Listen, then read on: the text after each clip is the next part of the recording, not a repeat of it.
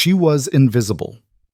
For 3 years, Nia Holloway carried Roman Vescari's empire on her shoulders, while the world looked straight through her.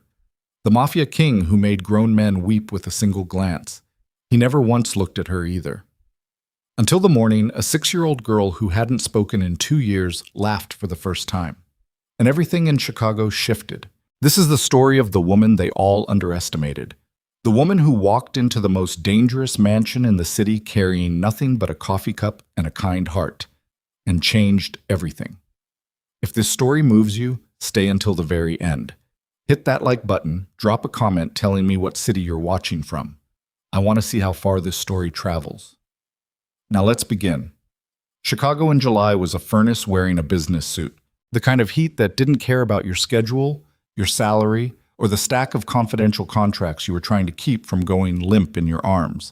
The kind of heat that made your mascara run before 9 in the morning and turned every commute into a slow, grinding reminder that the city did not love you back. Nia Holloway knew that feeling well. She'd been acquainted with it for most of her 34 years. She stepped off the elevator on the 42nd floor of the Vescari building at 7:58, 2 minutes early the way she always was, the way she had trained herself to be since her first week on the job 3 years ago. Her low heels clicked against black marble floors that had probably cost more than her entire apartment building. She passed the front desk without stopping. The receptionist, a new girl named Amber, blonde and precise, and already wearing the particular kind of anxiety that came with working near powerful men, gave her a careful nod. Nia nodded back. That was usually as far as their interactions went. She set her bag down at her workstation outside Roman Vescari's main office and began the ritual she could have performed half asleep. Sort the overnight correspondence by category, not chronology. Roman hated chronology, said it was a crutch for people who couldn't prioritize. Flag the finance reports separately, check the schedule twice. Confirm the afternoon meeting with the Carlucci representatives and do it quietly. Because 2 of Roman's lieutenants still didn't know that meeting existed and Roman preferred to keep it that way. 3 years. She knew every corner of his operation, every preference, every landmine hidden inside a conversation. She knew that he took his coffee black with exactly half a spoon of raw sugar and that he would never, not once in the time she'd worked for him, ask for it himself. He expected it to appear. She made sure it always did. What she had never done was make it appear on his custom Brioni suit. She was moving faster than she should have been that morning. She registered that thought half a second before it mattered. The door to his private office was heavier than it looked, with one of those slow resistance hinges that sometimes snapped back if you weren't paying attention. She wasn't paying attention. The stack of contracts she carried shifted, and her hand compensated automatically, and the ceramic mug she'd been balancing, foolishly, recklessly, with the kind of confidence that comes from doing something thousands of times without incident, tilted. Coffee. Everywhere. Dark, still hot coffee soaking through cream-colored fabric that had been tailored to fit the specific geometry of Roman Vescari's 6'2" frame in a Milan atelier that Nia had personally coordinated a phone call with 6 months ago to schedule the fitting. Time did something strange in the 2 seconds that followed. It didn't stop. It just became very, very specific. She registered the sound Roman made, mashar, not quite a word, not quite a sharp intake of breath, somewhere between the two.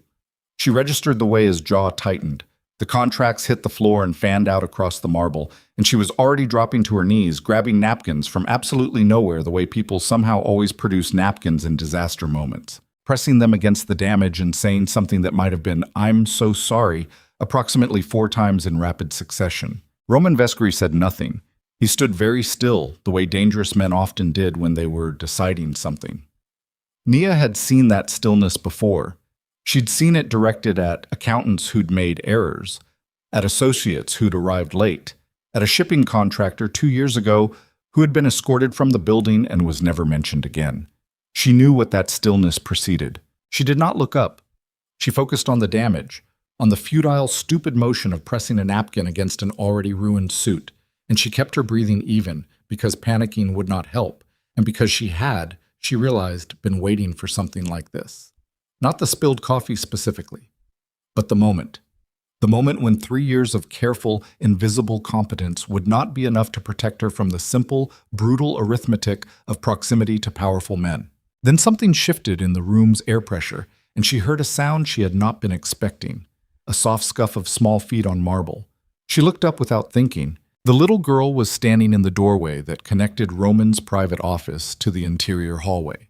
The door that technically should have been kept locked during business hours, but never was, because Roman's security team had standing orders to always allow Elena access to her father. She was 6 years old and slight in the way of children who'd been through something their bodies were still processing.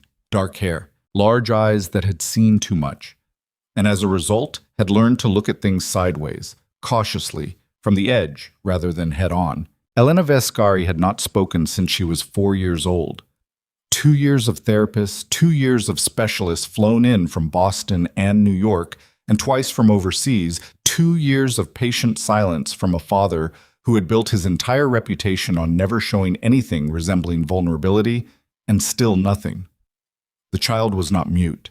Every doctor said the same thing. The machinery worked. The will to use it simply wasn't there anymore. Nia knew the history the way she knew everything in that building. Not because anyone had told her directly, but because she was the woman who handled Roman's paperwork, and his paperwork included medical bills and appointment schedules, and one handwritten note she'd accidentally opened that she'd resealed carefully and never mentioned to anyone. Elena stood in the doorway holding a crayon, a red one, slightly worn down at the tip, with a small crack in the paper wrapper near the middle where it had clearly been squeezed too hard. She was staring at the coffee catastrophe on the floor with the particular solemnity of a small person observing adult chaos. Nia sat back on her heels. She had contracts scattered around her and a ruined napkin in her hand, and the very real possibility of her professional life ending in the next 90 seconds. And she looked at this small, quiet, watchful child, and she did something that she could not have explained precisely, the kind of thing that happens below the level of conscious decision-making. She reached over, picked up one of the contract envelopes that had landed face down on the marble, and turned it over to the blank side. She held her hand out toward Elena, not gesturing for the crayon, just holding her hand open. Patient, like she had nowhere to be. Elena looked at her, then at the crayon. Then slowly, the way a person tests ice they're not sure will hold, she crossed the room and placed the crayon in Nia's palm. Nia drew an elephant. Not a good elephant. She was not an artist. It had stubby legs and ears that were wildly different sizes and a trunk that curved in a direction that suggested the animal had suffered some kind of structural injury. She added a small hat on top, a tiny, ridiculous party hat, because she didn't know why. Because something about the whole moment called for something ridiculous. Elena looked at the elephant. Then Elena Vescari, who had not made a sound in 2 years that wasn't functional. Not a laugh, not a cry, nothing that didn't serve some immediate physical necessity, laughed. It was small. It was only a few seconds long. It was a child's laugh, genuine and unself-conscious and slightly surprised, as if the sound had escaped before she'd had a chance to decide whether to allow it. But in that particular room, at that particular moment, it landed like a grenade. Roman Vescari's stillness broke. Something moved across his face. Not an expression exactly, more like the shadow of one, the territory where expressions live before they decide whether to surface. His eyes went from Nia to Elena and then back again, and for just a moment, he looked like a man who had forgotten what normal felt like, and was just now remembering it existed. Nia carefully handed the crayon back to Elena. She did not make a big production of the moment. She gathered 2 of the fallen contracts nearest to her, stood up smoothly, and said, with a composure she did not entirely feel, "I'll arrange for a replacement suit from Marcetti's. They have your measurements on file. I'm sorry about the coffee, Mr. Vescari. I'll have your morning schedule on your desk in 10 minutes." She walked out without waiting for a response. Her hands were shaking slightly by the time she reached her desk. She pressed them flat against the surface and breathed. She did not get fired that morning. What she got instead was harder to process. 2 days later, Roman Vescari called her into his office and stood behind his desk with the particular posture of a man who had made a decision and was not interested in discussing the alternatives. He told her, in the way he told people most things, with the brevity of someone who expected the world to rearrange itself around his sentences, that she would be taking on an expanded role. Executive secretary, same as before, but additionally, effective immediately. She was to serve as Elena's primary personal guardian within the estate. She would have an apartment on the mansion's 3rd floor. a car. An increase in salary that made her blink twice before she trusted her own arithmetic. She would manage Elena's daily schedule, her therapy appointments, her meals when Roman was unavailable, which was most of the time.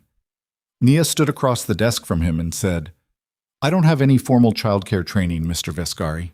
He looked at her the way he looked at most problems he considered already solved. "You made her laugh," he said. That was apparently the qualification. She wanted to say several things. She wanted to say that a laugh was not a professional credential. She wanted to say that moving into a mafia estate was not a decision to make lightly. She wanted to point out that she had a life outside this building, an apartment in Lincoln Square, a cat named Howard, two friends who would have opinions about this. She said, "What about Celeste?" It was the wrong question. She knew it before the words were fully out. She said it anyway, because there were things a woman needed to know before she walked into certain situations. And Celeste Laurent was one of those things. Celeste Laurent was Roman Vescari's companion in the way that storms were someone's companion. Loud, unavoidable, and primarily concerned with demonstrating their own power. She was a French Ivorian international model who had appeared on the covers of 6 different magazines in the past year, and who treated the Vescari mansion with the proprietary ease of someone who expected to one day own it. She was also spectacularly, pointedly awful to Naya in the specific way that some beautiful women are awful to women they believe pose no competition, which is to say, without effort, almost absently, the way you swat a fly without really registering that it was alive. Roman's expression didn't change. "Celeste doesn't manage this household," he said. "You do." Not an answer. A wall. Nia said she would need the weekend to think about it. He gave her until Monday morning. She took Sunday. She sat in her Lincoln Square apartment with Howard the cat on her lap and her phone in her hand, and she called her friend Dara, who worked in corporate law and had strong feelings about everything, and she explained the situation. Dara was quiet for 7 seconds, which for Dara was practically geological. Then she said, "Nia, he's a mob boss." "I know." "He moves weapons through 3 ports." "I know." "You would be living in his house." "I know." "With his child." "Yes." Another silence. Then, "Is the little girl okay? Like, is she safe there?" And that was the question that mattered. Not the danger, not the complications, not the way that Celeste Laurent had looked at her across the marble foyer like she was a smear on the floor. The question was whether Elena was okay. And Nia had watched that small, serious child for 3 years the same way she watched everything in that building, carefully, from a slight remove. And what she knew was this. Elena was loved, in the complicated, insufficient way that a grief-wrecked man who ran a criminal organization could love something. She was protected, overprotected, surrounded by security and silence. She was safe. She was not okay. There was a difference. "She hasn't talked in 2 years, Nia said. "She drew with me for 40 minutes yesterday." Dara said, "Oh, Nia." "I know," Nia said. Monday morning, she walked into Roman's office and said yes. That afternoon, she learned what yes cost. She was carrying boxes from her car to the 3rd-floor apartment. She'd declined the staff's help on principle, a stubbornness she recognized as counterproductive even while maintaining it, when she turned a corner in the East Corridor and nearly walked into Celeste Laurent. Celeste was in cream silk at 10 in the morning because Celeste was always in something impractical and perfect. And she looked at Nia's boxes, at Nia's face, at the general fact of Nia's existence in this particular corridor, and her expression arranged itself into something that was technically a smile. "Ah," she said, in the French-accented English she deployed like a finishing touch. "The secretary who spills things is now moving in." She tilted her head. "Roman has interesting impulses sometimes, like rescuing strays." Nia set the box down. This was a choice. She needed both hands free for this conversation. "I'm going to unpack now," Nia said. "Of course." Celeste's eyes traveled down and then back up, slowly, the way some people look at furniture they're deciding whether to keep. "I just want you to understand something, Sherry. Whatever you think happened in that office, whatever little performance made Roman sentimental for 5 minutes, it won't last. Men like Roman don't change their tastes, they just occasionally experience temporary confusion." Nia looked at her. She thought about several responses, selected one, and delivered it at a perfectly even volume. "The East Corridor's thermostat has been broken for 6 weeks," she said. "It runs cold. You might want to grab a sweater before you spend more time over here." She picked her box back up and walked to the apartment. Her heart was hitting her ribs in a way she didn't particularly want to think about. Not because of Celeste. Celeste she could survive. She'd survived worse condescensions, from people who'd done it with more creativity. What scared her, if she was honest with herself in the privacy of her own heartbeat, was the second thing. The thing where she'd sat on her apartment floor that afternoon, watching Elena build a tower of blocks with the absolute concentration of a small engineer, and she'd felt something that wasn't professional.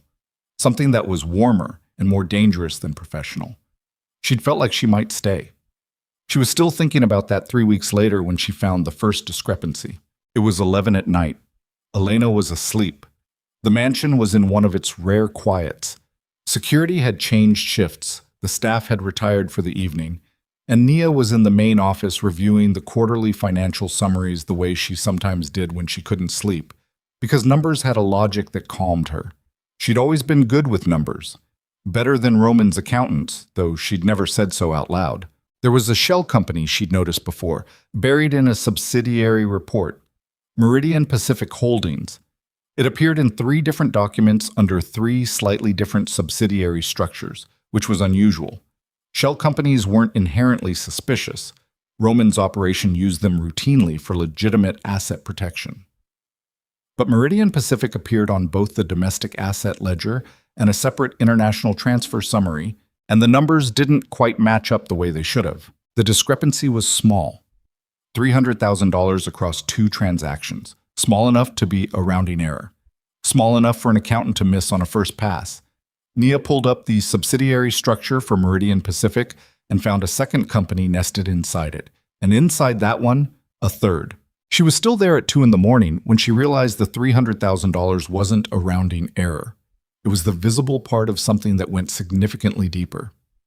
She closed the documents and sat for a moment in the quiet office. Then she looked up, and Roman Vescari was standing in the doorway in a charcoal t-shirt and the slightly hollow-eyed look of a man who'd been working for too many hours and was only now stopping because his body had finally insisted.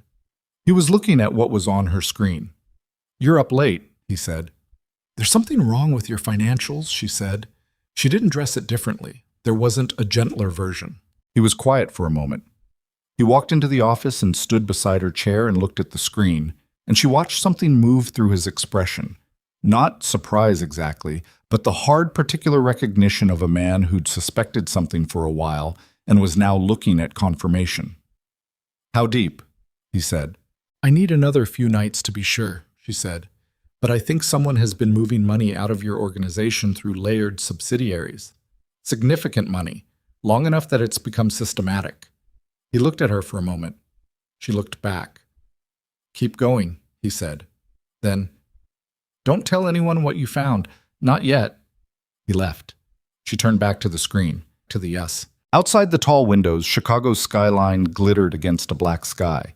Indifferent and beautiful, the way cities always are, carrying their disasters quietly, illuminated and moving, giving nothing away. Nia thought about the $300,000. She thought about the layers beneath it. She thought about Elena asleep upstairs and the crayon drawing she'd found tucked under her apartment door last week. A small person and a large person standing next to a questionable elephant. And she thought about how "keep going" from Roman Vescari was simultaneously the most dangerous instruction she'd ever received. And she was startled to realize something that felt strangely like being trusted. She opened the next file. The numbers were worse than she'd thought, and somewhere across the city, in a building that Nia had never been inside and hoped never to enter, a man named Silas Crow was receiving a very different kind of report, one that contained her name, her photograph, and a preliminary assessment of exactly how much she had come to matter to the most dangerous man in Chicago. The numbers didn't lie. People lied. Accountants lied. Roman's lieutenants lied with the practiced ease of men who'd been doing it so long they'd forgotten what the truth felt like in their mouths. But numbers, when you knew how to read them the way Nia knew how to read them, The way she'd learned in a cramped accounting office in Evanston before her life had taken its strange lateral turn into organized crime administration. Numbers left marks. Tracks. The financial equivalent of muddy boots on white marble. She spent 4 nights on it. 4 nights of instant coffee going cold beside her keyboard, and Howard the cat existing as a memory 2 miles away, and Elena's therapy appointments being managed on autopilot, while her actual brain was somewhere inside a labyrinth of shell corporations and offshore transfers and subsidiary structures so deliberately convoluted that their complexity was itself the confession. By the 4th night, she had a number: $11,400,000. Gone. Not stolen all at once. That would have been detectable. That would have been stupid. And whoever had done this was not stupid. Taken in increments over 22 months, routed through 4 different entities before disappearing into accounts in the Cayman Islands that were themselves buried inside 2 more layers of corporate structure. It was meticulous. It was almost beautiful in the way that certain kinds of damage are beautiful when you look at them from far enough away. When she walked into Roman's office at 7 in the morning with a printed summary, 12 pages, organized by transaction date, with the full subsidiary chain mapped on the last page, he was already there. He hadn't been to bed. She could tell by the way his shirt sat on his shoulders, slightly wrong, like it had been slept in and then straightened rather than changed, and by the particular quality of stillness in his eyes, which was different from his usual stillness. This was the stillness of a man who'd been sitting in the dark running calculations of his own. She set the pages on his desk without speaking. He picked them up. He read. His face gave away almost nothing. A slight tension around the jaw, a single slow exhale at the 3rd page. He turned to the last page and looked at the subsidiary map for a long time. Marcus Webb, he said. It wasn't a question. Marcus Webb was Roman's chief financial officer. He had worked for the Vescari organization for 9 years. He had a wife, a house in Naperville, a son at Northwestern. Nia had coordinated his daughter's college application process 3 years ago as a favor because she coordinated everything in this building. The transfer signatures match his access credentials, Nia said. But whoever did this was careful to use credentials at times when Webb had legitimate late-night access, staying consistent with his pattern. It could be him. Or it could be someone with his credentials and enough knowledge of his habits to exploit the timing.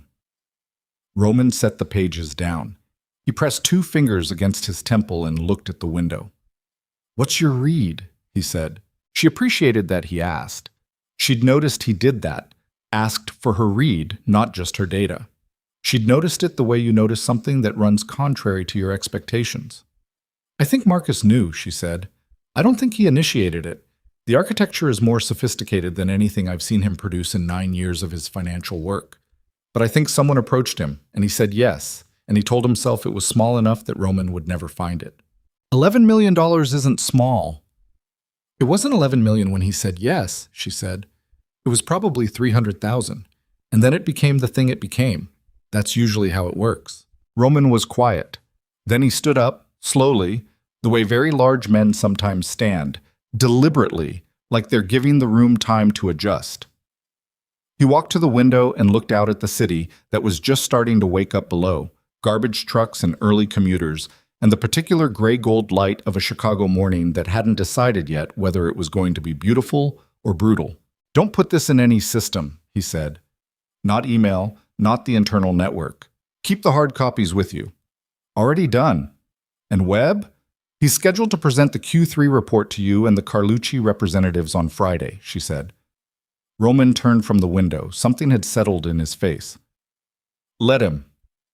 She understood. She nodded, gathered the documents, and left. She did not sleep well that night. Not because of Marcus Webb, or the money, or the implications of what happened to men who stole from Roman Viscari. She understood those implications and had chosen not to think about them in detail, a moral compromise she was still in the process of making peace with. What kept her awake was simpler and more personal. She was good at this. She was extremely, specifically good at existing inside this world and making it function, and some part of her had spent 3 years carefully not examining what that said about her. She lay in the dark in the 3rd-floor apartment and listened to the security team change shifts below, and thought about her mother, who had worked 30 years in a Chicago public school and had opinions about Nia's choices that she delivered the way she delivered most important things, indirectly in the form of questions. Her mother had asked once why a woman with Nia's capabilities was working for that kind of man. Nia had said it was complicated. Her mother had said that was what people said when the answer was something they didn't want to say out loud. She was still thinking about that when she heard footsteps in the corridor outside her apartment. Light ones. Small. She got up. Elena was sitting cross-legged outside Nia's door in a white nightgown, holding a notebook and a green crayon, drawing something with the focused intensity she applied to everything. She looked up when the door opened. She did not look startled. She looked like she'd been expecting the door to open eventually and was prepared to wait as long as necessary. Nia sat down on the floor beside her. The marble was cold through her pajamas. She didn't mention it. Elena turned the notebook so Nia could see. She'd drawn what appeared to be a house, a large one, with many windows, which was an accurate if simplified rendering of the mansion, and two figures inside it. The smaller figure was clearly Elena. The larger one was harder to identify, but it was wearing what appeared to be a circle on its head, which Nia after a moment recognized as a bun because that was how she wore her hair at night. Nia looked at the drawing for a moment. "Is that me?" she said. Elena pointed at the larger figure. Then she pointed at Nia. Then she looked at the drawing again with the expression of someone who considered the matter settled. Nia cleared her throat. "It's a very good house," she said. Elena held the green crayon out to her. They sat on the cold marble floor and drew houses for 40 minutes. Neither of them mentioned why Elena had been unable to sleep. It didn't seem necessary. What Nia didn't know, sitting there on the floor drawing improbable architecture with Roman Viscari's silent daughter, was that 11 floors below in the parking structure beneath the building, a man in a gray sedan was taking photographs of the building's third-floor windows. He noted the time that the light came on in the corner apartment. He noted that it stayed on for 40 minutes before going dark again. He sent 3 photographs to a secure number. He received a response in under a minute. The response said, "Confirmed. Keep watching." The man in the sedan settled back in his seat and unwrapped a piece of gum and looked at the building with the patience of someone who is being paid to be patient, and he kept watching. The Friday meeting went the way Nia had known it would go. She ran the room. She always ran the room, meaning she handled the logistics, the printed materials, the bottled water at precise intervals, the temperature at 68 degrees because that was the temperature at which Roman's attention was sharpest, and he'd never told her that, but she'd figured it out through observation. The Carlucci representatives arrived at 2 exactly. A short man named Ferretti, who did the talking, and a taller, very quiet man who hadn't been introduced by name, and who Nia clocked immediately as the one who actually held the authority. Marcus Webb presented the Q3 financial summary with the polished confidence of a man who believed his tracks were covered. He was good at it. He had the voice of someone who expected to be believed, smooth and precisely modulated. Nia sat at the periphery of the room the way she always did in these meetings, present but not visible, the human equivalent of good infrastructure. And she watched him. She watched his hands. They were steady. She watched his eye movement, controlled, deliberate, the trained composure of someone who'd been lying about big things for long enough that the physical mechanics had become automatic. She watched the exact moment Roman asked a very specific question about the Meridian Pacific subsidiary, a question that was technically an innocuous request for clarification, and she watched Marcus Webb's left thumb press against the inside of his right wrist for exactly 1 second before his answer came out perfect and smooth and completely plausible. The thumb. That was the tell. She looked at Roman. Roman was looking at Ferretti, apparently interested in something Ferretti was saying about projected fourth-quarter margins. He gave no sign that the exchange with Webb had meant anything, but she'd learned to read Roman the same way she'd learned to read the building, through sustained, careful attention to things most people didn't bother watching. And she saw, in the nearly imperceptible angle of his posture, that he had caught it too. After the meeting, as the Carlucci representatives were being escorted out, and Marcus Webb was packing his presentation materials with the relieved efficiency of a man who believed he'd just survived something, Roman stopped him with a single word. "Marcus." Webb turned. "Stay," Roman said. "I want to talk about Q4 projections." Nia quietly left the room with the empty water bottles and did not look back. She was in the corridor for approximately 90 seconds before she nearly collided with Celeste. This was unusual. Celeste did not, as a rule, involve herself in the business wing of the mansion during working hours. Her presence in the executive corridor on a Friday afternoon at 3:15 was the kind of detail that Nia's brain flagged without her entirely choosing to flag it. Celeste looked at her. There was something different in her expression today. Not the bored cruelty of their usual interactions, but something tighter, assessed. "How was the meeting?" Celeste said. "I don't discuss the content of Mr. Vescari's business meetings," Nia said. She kept walking. Celeste fell into step beside her. This was aggressive. She knew it was aggressive. She was doing it deliberately. "You've been working late a lot," Celeste said. "The past 2 weeks. I work late frequently." "Not like this." Celeste's voice was pleasant, the way that certain things are pleasant that are not actually pleasant. "You've been in the main office after midnight 3 times that I know of. Working on what, exactly?" Nia stopped walking. She turned and looked at Celeste directly, which she didn't usually do because direct attention was a kind of currency, and she preferred not to spend it on this particular exchange. But something in the question, the specificity of it, the 3 times that I know of, required a different response. "Why are you keeping track of when I'm in the main office?" she said. Celeste smiled. "I live here," she said. "I notice things." "Then you've noticed that my working hours are Mr. Vescari's business and not yours." "Everything in this house is my business," Celeste said, and her voice dropped slightly, just slightly, the smile going somewhere else. "You would do well to remember that." Nia held her gaze for a moment longer than was comfortable for either of them. Then she said, "Your dry cleaning came back this morning. It's in the east foyer closet." And she walked away. She was steady. Her face was steady, her hands were steady, her voice had been steady the entire conversation. What wasn't steady was the thought now running on a hard loop underneath the steadiness. Celeste was tracking her schedule. Celeste, who cared about almost nothing in this house that didn't relate directly to Celeste, who treated the operational details of the mansion like weather, uninteresting until they became personally inconvenient, was paying specific attention to Nia's late-night office visits. There were 2 reasons a person like Celeste would do that. One was jealousy, which was always a possibility, and which Nia discounted only partially, because jealousy didn't require knowing that she'd been there 3 specific times. The other reason was that someone had told her to. Nia went back to the 3rd-floor apartment and sat at the small desk by the window and looked at the city for a while. Elena was at her Thursday afternoon art therapy session. Nia had rearranged it to Friday this week, which meant Elena was currently in the east sitting room with Dr. Paulson, which meant Nia had approximately 45 minutes. She opened her laptop. She pulled up the security system's access log. She had credentials for this. It was part of her estate management role. And she searched for the main office door. Who had accessed it in the past 30 days, and when? Her own entries were there, 12 of them, spread across the past month. The late-night ones flagged automatically by the system because they fell outside standard hours. Marcus Webb's access, consistent with normal business use. Roman's access, constant. 2 of the security team leads, routine.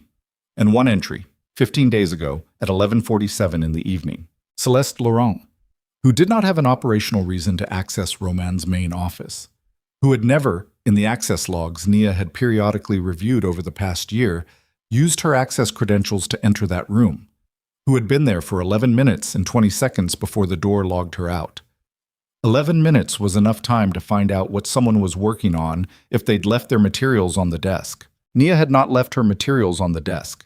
She kept everything either in her locked personal drawer or in the hard copy folder she'd taken back to her apartment. But Celeste hadn't known that. Celeste had gone into that office looking for something, and she'd gone in at midnight, and she'd spent 11 minutes looking before leaving. The question was whether she'd found it. The secondary question, the one that arrived right behind the first one with the quiet insistence of something that had been true for longer than it had been recognized, was who had sent her. Nia closed the laptop. She thought about the gray sedan she'd noticed twice in the past week, parked at the edge of the building's east parking structure. She'd noticed it the way she noticed most things, peripherally, without deciding to, her brain cataloging details that didn't fit the pattern and filing them for later. She hadn't mentioned it. She hadn't been sure there was anything to mention. She was sure now. She picked up her phone and called Roman's cell. He picked up on the second ring. "I need 15 minutes, she said. A pause. "Office, 20 minutes. She was already standing up. She told him about the access log. She told him about Celeste's 11 minutes in his office, and the conversation in the corridor, and the 3 times that I know of. She laid it out plainly, without editorializing, the way she always delivered information she was uncertain how he would receive, clean and direct, and leaving the interpretation to him. Roman sat very still across the desk from her. The stillness was different from his other stillnesses. She had a growing taxonomy of Roman Viscari's silences, and this one was new. It had a quality of something being dismantled inside it, quietly and without visible force, the way you'd take apart something delicate that you needed to handle carefully, even though you were angry. "How long has she had access to the office?" he said. "The credentials were added to her profile 14 months ago, Nia said. "That would have been a decision made at your level or security director level." "I didn't make that decision," he said. "She absorbed that. Didn't react to it, just absorbed it and set it aside to think about later." "The gray sedan in the east structure," she said. "Level B2 near the north pillar.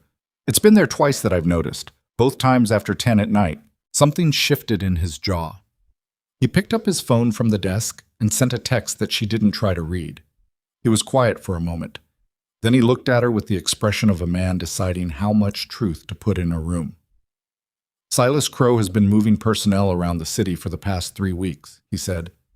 "My intelligence team flagged it, but we didn't have a confirmed target." Nia said nothing. "I think we have a confirmed target now," Roman said. The name Silas Crow meant something specific in Chicago's underworld.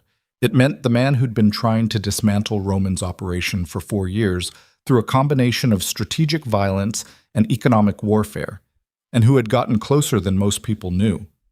It meant a man who operated with the patience of someone playing a very long game and the ruthlessness of someone who didn't lose sleep over the methods. Nia had typed Silas Crow's name in correspondence. She'd heard him referenced in meetings. She had never considered herself to be in a sentence that also contained his name. "What do you want me to do?" she said. "Nothing different," Roman said. "Keep working. Keep Elena on her schedule. Don't change anything visible." "And Celeste?" Roman looked at his desk. Something she couldn't read moved across his face and was gone. "Let me handle Celeste." She stood up to leave. "Nia?" She turned. He looked at her for a moment with an expression that was not quite any of the expressions she'd learned to read on him. Something unfinished in it, something that had started forming and hadn't decided yet whether to complete itself. "You should have told me about the sedan the first time you saw it," he said. "It wasn't accusation exactly. It was closer to the truth, which was sometimes harder than accusation." "Yes," she said. "I should have." She went back upstairs. Elena had returned from her session and was in the apartment sitting room arranging a complex structure out of wooden blocks with the architectural ambition of a child who had decided that this particular tower was going to be different from all the towers that had fallen before it. She looked up when Nia came in. She didn't smile. Elena rarely smiled. The laugh had been rare. Expressions were still a kind of currency. She spent carefully, but she held up a block in the particular way she'd developed of indicating that Nia's participation was required. Nia sat down on the floor. They built the tower together. It was 17 blocks high before it fell, which was the tallest they'd managed, and when it went down, Elena made a sound. Not a word, but a sound.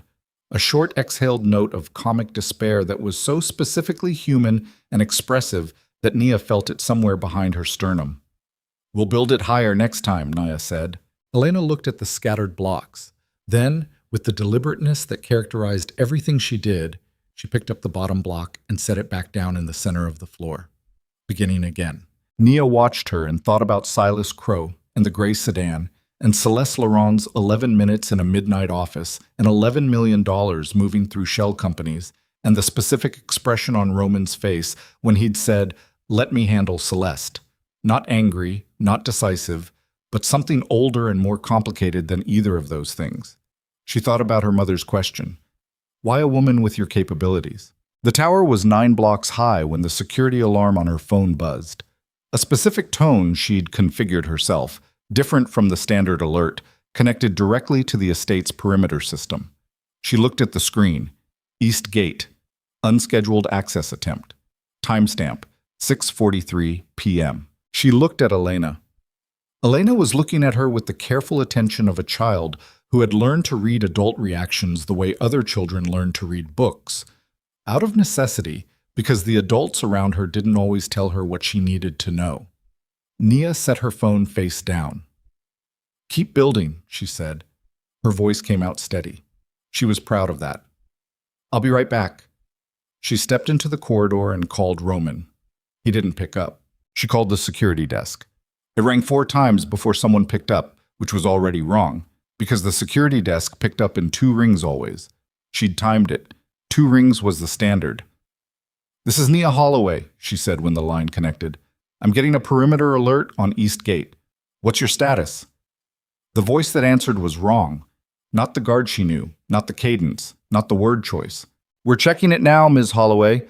Probably a sensor malfunction. Please stay in your apartment."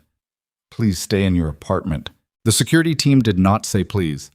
She had worked with these men for 3 years, and in 3 years of operational language and radio calls and direct communications, she had never once heard any of them say please.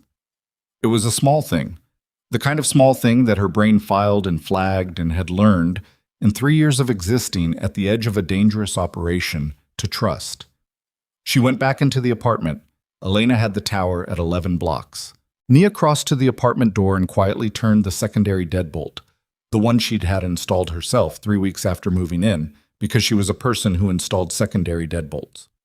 She went to the window and looked down at the east exterior. There were 2 vehicles she didn't recognize parked at the service entrance. And Roman Viscari was across the city, attending a negotiation that he'd told her about this morning, with the offhand certainty of a man who believed his house was secure. Nia stood at the window with the phone in her hand and the security desk still open on the line and the wrong voice waiting for her response. And she understood with the cold clarity of a person whose instincts had just finished a very fast calculation that the next thing she did was going to matter enormously, and that she was entirely alone in making the decision, and that the tower Elena was building behind her had just reached 12 blocks. She hung up on the wrong voice. Not dramatically.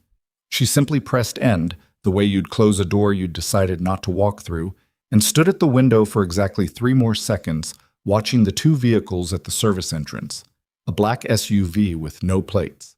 A panel van with magnetic signage on the side that said Midwest HVAC Services, in the particular font of something that had been designed to be glanced at and forgotten. The kind of vehicle that was invisible in any neighborhood, because every neighborhood had one and no one ever looked twice. She was looking twice. Nia crossed the room and knelt in front of Elena, putting herself at eye level the way she'd learned to do in the first week, because talking down to Elena made the child close off in a way that took hours to undo. "Hey," she said, "we're going to play a quiet game for a few minutes, okay? The quietest game, like a mouse game." Elena looked at her. The block in her hand didn't move. "You're going to stay right here, in this corner, behind the chair. Do you understand? You don't open the door for anyone except me or your dad, not anyone else." She paused. "Can you show me you understand?" Elena set the block down very precisely on the floor. Then she stood up, walked to the corner behind the large armchair, and sat down with the self-contained composure of a child who had survived worse than this, and whose body knew, at some level below language, that certain situations called for stillness. Nia pulled the armchair slightly further from the wall to give her more cover. Then she went to the closet. On the high shelf, behind a stack of estate management binders that she'd put there herself, was a small steel lockbox. She had the combination memorized. Inside the box was a secondary hard drive containing copies of everything she'd found in the financial investigation, a folder of physical documents, and a personal item she had never told Roman about, a compact panic transmitter, the kind that sent a GPS-tagged emergency signal to a private security monitoring company she'd contracted independently, 2 days after her conversation with Roman about Silas Crow. She'd done it quietly, paid for it herself, told no one. She pressed the transmitter once, hard. A small green light blinked twice. Active. Response time, the contract said, was between 8 and 14 minutes depending on deployment location. She looked at her watch. 6:47. 8 minutes minimum. She could hear something now. Not from the corridor outside her apartment, from below, transmitted through the building's structure in the way that large buildings carried sound. A vibration more than a noise, the kind of thing you felt in your back teeth before your ears registered it. She went to the apartment door and pressed her ear against it. Footsteps. Multiple sets. Moving with the particular cadence of people who were trying to be quiet and had the training to almost succeed. She counted the rhythm. 4 people, maybe 5, spread across the corridor in a pattern that suggested they knew the layout. They knew the layout. She stepped back from the door. The secondary deadbolt was engaged. It would hold for a few minutes against a professional entry team, not more. She looked at the apartment. Window, 3rd floor, too high to drop with Elena without injury. The connecting door to the small laundry room that adjoined the service corridor. She'd never used it, had noted its existence the first week and filed it under contingency, the way she filed most things. She went to the laundry room. The connecting door had a simple handle lock. She'd oiled the hinge herself 2 months ago as part of a general estate maintenance sweep she did quarterly because she was the kind of person who oiled hinges, and in this moment, that fact felt like the most important decision she'd made all year. The door opened without sound. She went back for Elena. The child came without being asked, rising from behind the armchair and crossing the room to take Nia's hand with the trust of someone who had decided, at some point Nia couldn't identify, that this particular adult was worth following. The weight of that small hand was something Nia refused to think about right now. She could think about it later. Right now it was just a physical fact, warm and real, and she held it and moved. The service corridor was narrow and lit by fluorescent strips that buzzed slightly at the far end. It smelled of cleaning supplies and old carpet. It was not a corridor designed to be seen.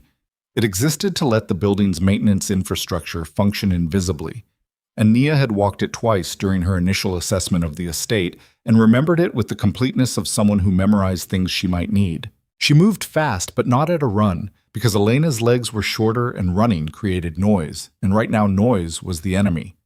At the first junction, she turned left toward the back stairwell, the one that the cleaning staff used, the one that didn't have camera coverage on the B-level landing because the camera there had been malfunctioning for 6 weeks and was on the maintenance queue and had not yet been fixed. She knew it was on the queue because she managed the maintenance queue. The stairwell door opened onto a landing that smelled of concrete and old paint. She could hear, from somewhere above her, the sound of the main corridor being systematically breached. Not explosively, professionally, door by door, the sounds controlled and deliberate, which somehow made it worse. Explosive was panic. Deliberate was plan. She took Elena down, not up. Down was toward the building's lower levels, toward the archive rooms, and the mechanical spaces, and the parts of the mansion's infrastructure that existed in the basement of what had once been a grand hotel before Roman had acquired it and transformed it over 7 years into what it was now. She knew the basement. She had spent time in the basement archive during the financial investigation, cross-referencing physical records with the digital files, and she knew its layout with the specificity of someone who had worked there alone at 11 at night and paid attention. At the B-level landing, she stopped. She pressed herself against the wall and listened. From somewhere on the floors above, she heard a man's voice. Brief, flat. 2 words she didn't fully catch, but whose tone she understood. The direction-giving voice of someone running an operation. Her phone buzzed. She looked at it under the cover of her hand. Roman. Finally. She answered, kept her voice at almost nothing. They're inside the building. I have Elena. We're in the service stairwell, B-level. A pause. 3 seconds. Then Roman's voice, low and stripped of everything except information. How many? At least 4 upstairs. 2 vehicles at the service entrance. I don't know how many in those. Stay below ground. The archive room. The inner archive. The one with the steel door. Do you know it? Yes. Get there. Don't open the door for anyone until you hear my voice directly, not on the phone, directly. Roman, they had correct security credentials. Someone gave them the access. A silence that had a different quality from his other silences. Denser. I know, he said. I'm 20 minutes out. Keep her safe. He ended the call. 20 minutes. She looked at Elena. Elena was looking back at her, and in the low light of the concrete stairwell, her eyes were very large and very steady, and she was not crying. and she was not making any sound. And the courage of that, the absolute matter-of-fact courage of a 6-year-old who had already learned that the world could become dangerous without warning, and that the only response was to hold on, did something to the inside of Nia's chest that she dealt with by breathing once, deliberately, and moving. The inner archive was through 2 sets of doors in the basement level, past the mechanical room and the record storage, and a short corridor that smelled permanently of must and metal. The outer archive was accessed by the general staff. The inner archive, which housed the most sensitive physical records of Roman's financial history, had a steel-reinforced door with a separate keypad code that only 4 people in the organization knew. Nia was one of the 4. She entered the code. The lock disengaged with a sound like a waltz. She pushed the door open, brought Elena inside, and let it close behind them. The room was roughly the size of a large walk-in closet. Shelving units on 3 walls, floor to ceiling, filled with labeled boxes and physical files organized by year. A single overhead light, 1 small ventilation grill near the ceiling, and no other exit. She registered that last fact with the particular calm of someone running out of options and choosing to remain functional anyway. She found the light switch. She looked at Elena. Elena looked at the shelves. Then she looked at Nia with an expression that was not afraid, not exactly, but was the face of a child waiting to find out whether the adult in charge of the situation was adequate to it. Nia sat down on the floor because Elena's legs were 6 years old and this might take a while, and she patted the floor beside her. Elena sat down. Nia wrapped an arm around her shoulders. Elena leaned in, not with the dramatic collapse of a frightened child, but with the precise intentional weight of someone selecting where to put their trust. They waited. It was 17 minutes before Nia heard anything through the steel door, and in those 17 minutes she had time to think about things she would have preferred not to think about. She thought about Celeste's 11 minutes in the office, and the wrong voice on the security line, and the 2 vehicles outside, and the security credentials that had gotten an assault team past the estate's outer perimeter. She thought about all the points at which the information that enabled this had to originate. She built the structure of it the same way she'd built the structure of the financial fraud, from the outside in, following the logic of what each piece required. By the time she heard the first sound from the corridor outside, she'd arrived somewhere she didn't want to be. The outer archive door, not the inner one, the outer, opened. She heard it through the steel. Footsteps. 1 set only. Then a voice, muffled but discernible. "Ms. Holloway, I know you're in the inner room. My employer would like to speak with you. The child won't be harmed." She said nothing. "The code was changed an hour ago," the voice continued. "The outer door you came through. It won't open from this side with your credentials anymore. There's no ventilation sufficient to sustain you for more than a few hours. My employer can wait." Elena's hand found hers, small fingers tightening. Nia held them and looked at the ventilation grill near the ceiling and calculated air volume, and she concluded, with the methodical accuracy that had been both her greatest professional asset and a sometimes lonely way to live, that the man was not lying. Small room, single grill, no active circulation. Hours, not indefinitely. She looked at the steel door, and then she stopped looking at the door because the thing she needed was not behind it. She turned and looked at the shelving units, specifically at the back wall of shelving units, specifically at the corner where the right side unit met the wall, and the small gap she'd noticed during her visits here. A gap that existed because the shelving unit, which was very old and had been installed before the renovation, was not quite flush against the wall, and behind it there was a section of wall that was not poured concrete like the rest, but was drywall installed over what she had noted in the building's original floor plans as a former service access point that had been closed during a renovation 12 years ago. She noted it the way she noted most things, peripherally, in case. She stood up. She moved to the shelving unit and began quietly and methodically removing boxes from the bottom 2 shelves. Not all of them, just enough. Elena watched her without asking. The boxes were heavy, and she stacked them as carefully as she could manage for silence, though silence mattered less now because the man outside already knew where she was. What mattered was time, and whether the drywall was as thin as the building plans suggested. The bottom of the shelving unit, once she had enough boxes moved, she was able to tilt, not remove. The unit was bolted at the top, but tilt enough to create a gap at the base. She got behind it. Her shoulder fit, barely. Behind the unit, in the gap between the frame and the wall, her fingers found what she'd been hoping to find. The drywall was original, 12 years old, not reinforced. She pressed. It flexed. She looked back at Elena. Elena was already moving toward her because Elena had been watching and had understood what was happening before Nia said anything, which was one of the things about this child that continuously redefined Nia's understanding of what 6 years old was capable of. Quiet, Nia said. Elena nodded. Nia hit the drywall with her elbow. Once, hard, at the lower section where age had weakened the material. A crack appeared. She hit it again. A piece gave way inward into darkness. She hit it a third time, clearing enough of the lower section to see through. Beyond was a narrow space, the original service corridor, closed off 12 years ago, extending maybe 15 feet before it turned. Dark. She couldn't see what was beyond the turn. It was not a good option. It was the only option. She got Elena through first, carefully, lowering her into the dark space and feeling her small feet find the floor. Then she followed, scraping her shoulder on the broken drywall, and the pain was sharp, and she filed it under later and kept moving. The closed corridor smelled of 12 years of nothing, dust and the particular dead air of sealed spaces. Nia used her phone screen as a light, holding it low. The floor was poured concrete, undisturbed. The corridor turned right after 15 feet and then terminated at a door. She tried the handle. Locked. Old key lock, not electronic. Which meant it predated the renovation system, which meant it was not in the current security network, which meant nobody upstairs had thought to address it. She looked at the lock.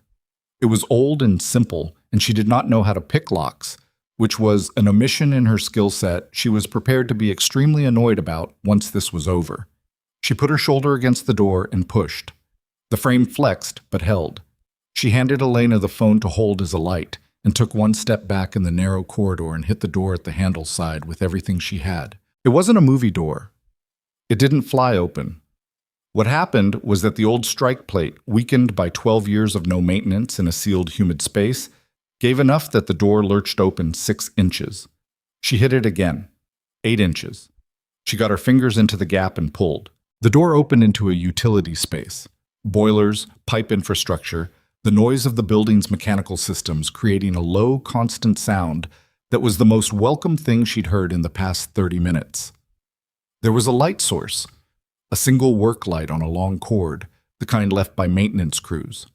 There was a door on the far side that had a push-bar handle, the commercial kind, no lock required from this side. She crossed the utility space with Elena and pushed the bar. Cold air. Night. The east exterior of the building, the service side between the structure and the perimeter wall. She could see the top of the security perimeter and beyond it, street light. She could also see, parked 20 feet to her left, the panel van with the Midwest HVAC Services magnetic signage. 2 men stood beside it. They saw her at the same moment she saw them. For one suspended second, nobody moved. Then Nia did the only thing that the situation made logical. She ran the other direction, pulling Elena with her, and she screamed, not in panic but deliberately, with volume, because sound was the only weapon she had and the perimeter wall was close and beyond. The perimeter wall was a public street, and a public street meant witnesses, and witnesses were the single thing men like these could not afford. She screamed and she ran, and Elena ran with her, and behind them she heard the van door heavy and fast. And then she heard something else. A sound she did not immediately identify until later, when she had time to reconstruct the sequence of the night. The sound of a second vehicle coming fast around the north corner of the building, tires on wet pavement, headlights sweeping across the exterior wall. The vehicle stopped between her and the 2 men. The door opened. It was not Roman. It was Celeste Laurent, in a dark coat, standing in the open door of a black car, with an expression Nia had never seen on her before. Not the controlled cruelty of their normal interactions, not the performance of beauty and condescension that was Celeste's professional register. This was something stripped and raw and frightened, and underneath the frightened there was something else, something that looked in the headlights almost like desperation. "Get in," Celeste said. Nia stood between Celeste and the van. Elena's hand was in hers. Behind her she could hear the 2 men closing the distance, running now, not bothering with quiet. She had approximately 4 seconds to make a decision about Celeste Laurent, who had humiliated her and tracked her schedule and spent 11 minutes in a midnight office, and whom she trusted not at all. And she made it the way she'd made every decision in the past hour, with the information available under time pressure, accepting that she might be wrong.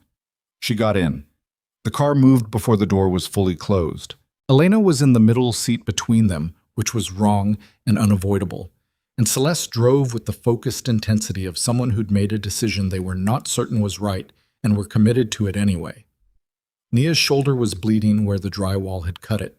She pressed her hand against it and said nothing for 30 seconds, which was how long it took to clear the immediate perimeter. Then she said, "Why?" Celeste's hands on this wheel tightened. She drove 3 more seconds before she answered.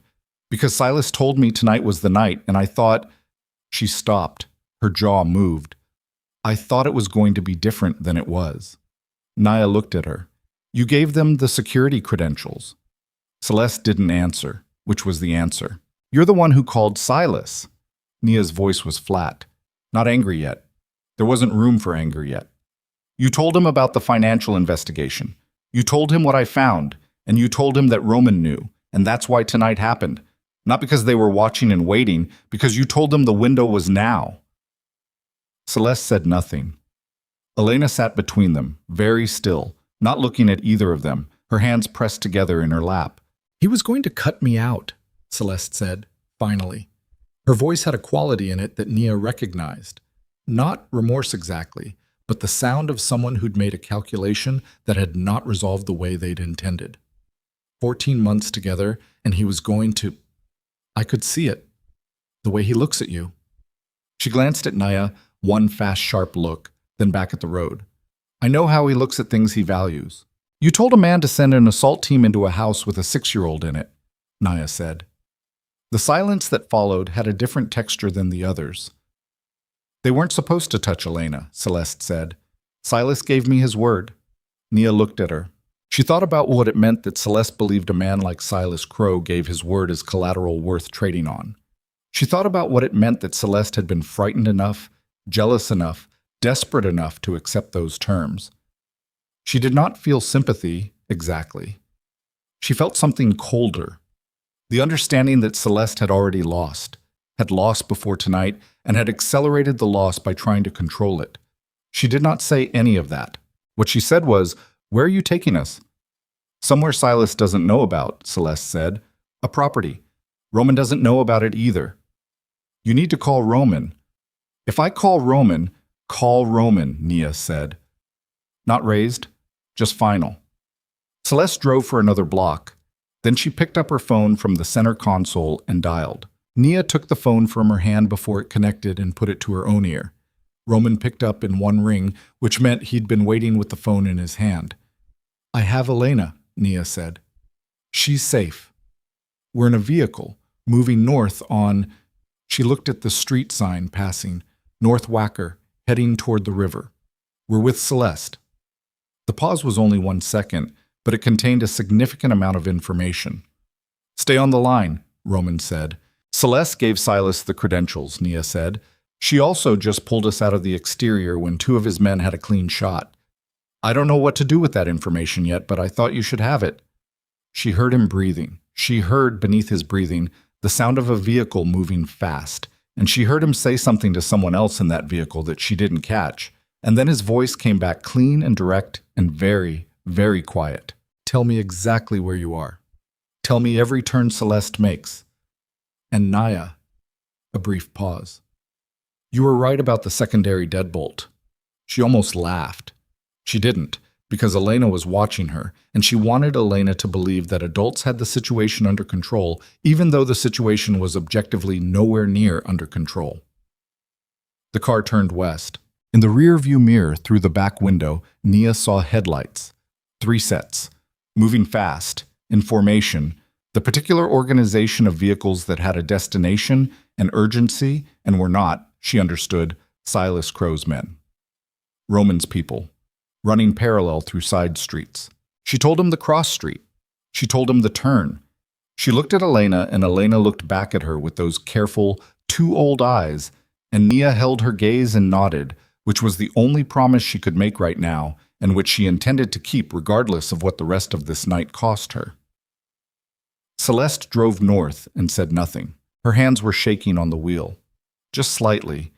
The kind of shake you get when adrenaline meets the specific aftermath of a decision you can't take back, when the body begins to register what the mind chose before it was ready. Nia watched the shaking and thought about Silas Crow, who was somewhere in the city right now receiving information from his team about a failed extraction, about an empty inner archive and two men who'd lost a target in a service corridor, about a night that had not gone according to the plan he'd been building, if her read of the situation was right, for longer than any of them had realized. She thought about the difference between a plan that had failed and a man who had simply escalated his timeline.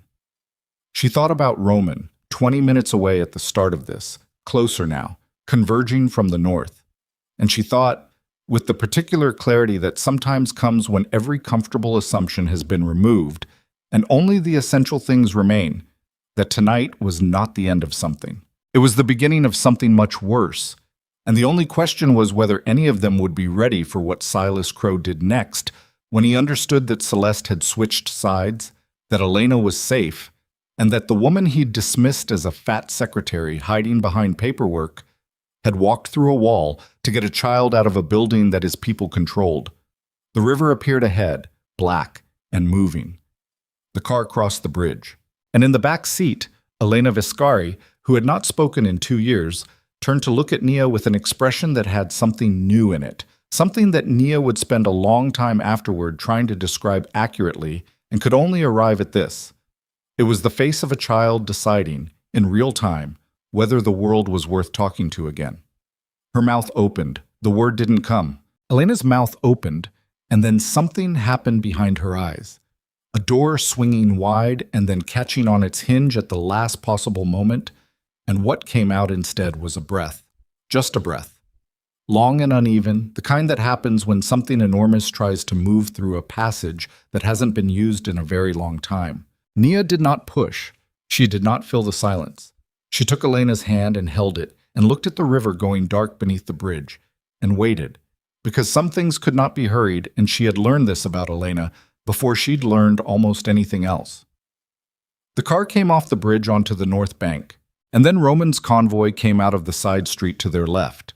3 vehicles, moving fast, headlights cutting across the wet asphalt.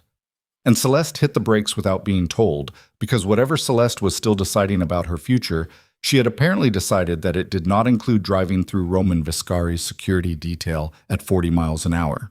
The lead vehicle stopped diagonal across their path. 2 men out before the vehicle fully stopped, hands visible but posture clear.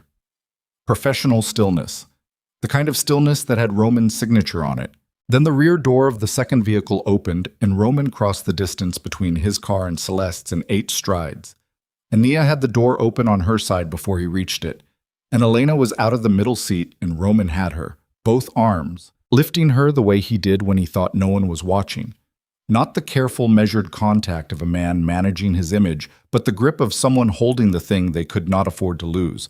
And Elena's face went into his shoulder and stayed there. He looked at Nia over Elena's head. She looked back. He said, "You're bleeding." "It's the shoulder, drywall. I'm fine." He held her gaze for a moment with an expression that had too many things in it to sort through quickly, and she could see him doing what she was doing, filing it, tabling it, saving it for a moment that wasn't this one. He transferred Elena to one of his men, a large, quiet man named Doyle, who Elena had always tolerated, which was high praise, and turned to Celeste's car. Celeste had not gotten out.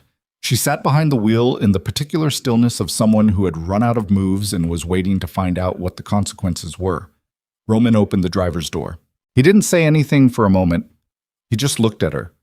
And Celeste looked back at him with the hollowed-out composure of a woman who had been beautiful and powerful and certain for a long time, and who was now sitting in the wreckage of a decision that had made perfect sense 3 months ago and made no sense at all tonight. "Silas," Roman said. One word. "Yes," Celeste said. "How long?" Not a question. A reckoning. 4 months. Her voice was completely flat. "He approached me after the Geneva event. I was angry. I could see what was happening, and I thought, She stopped. It doesn't matter what I thought. No, Roman said. It doesn't. He stepped back and two of his men were there immediately. Celeste got out of the car without being asked. She looked at Nia once across the hood of the car, and the look was not apologetic exactly. It was the look of a woman acknowledging a debt that she had no currency to repay. Nia looked back and said nothing. There wasn't anything to say that the night hadn't already said more efficiently. Roman came around this car to her side. He was close. He smelled of vehicle exhaust and cold air, and the specific tension of a man who'd spent 20 minutes being driven through the city at speed while someone She stopped that thought where it was and redirected it, while someone he valued was inside a compromised building with his daughter. Silas knows the extraction failed, Roman said, low. He'll move fast. He can't afford not to. He'll come to the mansion, Nia said. He's already moving toward it. My team has confirmed 3 vehicles. He looked at her. He's going to want to finish this tonight, on his terms, while the situation is still fluid.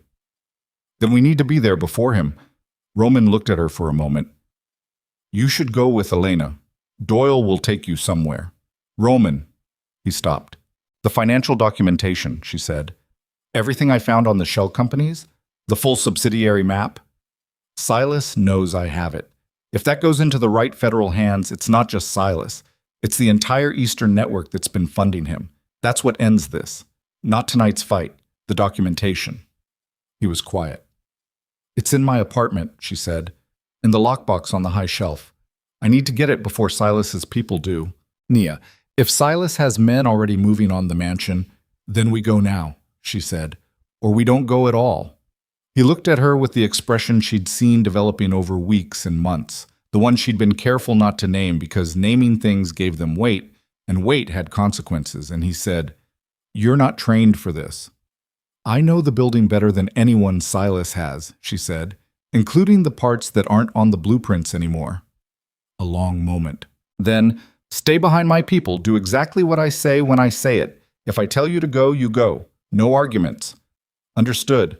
He turned to Doyle. Take Elena to the Harrison Street property. Full team. Nobody in or out without my direct confirmation. He looked at Elena, who was watching him from Doyle's arms with those large, steady eyes. He crossed to her and said something close to her ear that Nia couldn't hear and didn't try to hear. And Elena pressed her palm against his jaw for a moment. A small, deliberate gesture, entirely hers, telling him something in the language she'd developed for herself in the absence of words. Then she looked at Nia, and Elena Viscari opened her mouth, and this time the door didn't catch on its hinge, and what came through it was small and imperfect and slightly hoarse from 2 years of disuse, barely more than a breath with shape to it, but it was unmistakably a word. Back, Elena said. Just that. Her eyes on Nia. Her meaning clear as anything Nia had ever heard in her life. Come back. The silence that followed lasted maybe 2 seconds. Roman's jaw worked. He looked at his daughter and then away. And Nia watched the back of his neck and saw him doing what people do when something too large for the current moment arrives in the current moment anyway, absorbing it, holding it, surviving it. Nia said, I'll be back. Elena nodded once, with the gravity of someone accepting a contract. Doyle took her to the vehicle. The door closed, and Roman turned back to the night with the particular reset of a man who has just been handed the thing he's been trying to get back for 2 years and is now about to walk toward the most dangerous situation of the evening. And Nia watched him integrate those 2 things, the weight of Elena's voice and the weight of what came next. And she thought, this is who he is. This exact thing. Not the power or the fear he generates. This. She filed it, tabled it, saved it. They moved. The convoy back to the mansion took 9 minutes. In those 9 minutes, Roman was on the phone twice, receiving status from his team inside the building. There were still 4 of Silas's men inside, confirmed, having completed the extraction attempt and not yet withdrawn, which meant Silas had told them to hold the position. To wait. Which meant Silas was coming. The convoy stopped 2 blocks from the mansion's north entrance. Roman's lead security man, a compact, gray-haired former military presence named Garrett, who communicated almost entirely in 2-word sentences, came to Roman's window and briefed him in under 90 seconds. 4 hostiles confirmed inside. Building staff secured in the lower level, unharmed. Roman's secondary security team had established a perimeter, but had not breached because they were waiting for Roman, and because Silas's people had positioned themselves with clear sightlines to the main approaches. Sasi. Silas, Garrett said. Coming, Roman said. ETA. Unknown. Assume close. Garrett looked at Naya, in the back seat, with the specific expression of a security professional encountering a variable that wasn't in the operational plan. She stays with you, Roman said. Garrett absorbed this without visible opinion and returned to the lead vehicle. Roman turned to Nia. The archive is accessible from the east maintenance approach. Same corridor you used to get out. If we go in through the north entrance as a diversion. The drywall access is already open, she said, but Silas's people will have found it by now. They'll know how we got out. Then we use the loading dock, west side. It comes up through the kitchen level. I know the route. Of course she did. They went in through the loading dock. What followed was not clean. It was not the kind of movement through a building that looked purposeful and coordinated from outside. It was 4 of Roman's men and Roman himself, and Nia moving through kitchen corridors and utility spaces in near dark, communicating in gestures and minimum sound, and Nia's shoulder was bleeding through her hand where she pressed it, and her heart was doing something loud and irregular in her chest that she was aware of with the clinical detachment of a person who has temporarily relocated their fear to a compartment they'll deal with later. The first of Silas's men was in the kitchen corridor. He heard them a half second before they were on him, which was enough for him to turn and not enough for anything else. Roman's lead man took him down fast and without noise. The professional economy of someone who had done this before, and Naya kept her eyes forward because the details of what that looked like were not something she needed to process right now. Second man was at the stairwell junction. Garrett handled it. 2-word efficiency. Done. The third and fourth were together on the main corridor leading to the executive wing, which was the problem.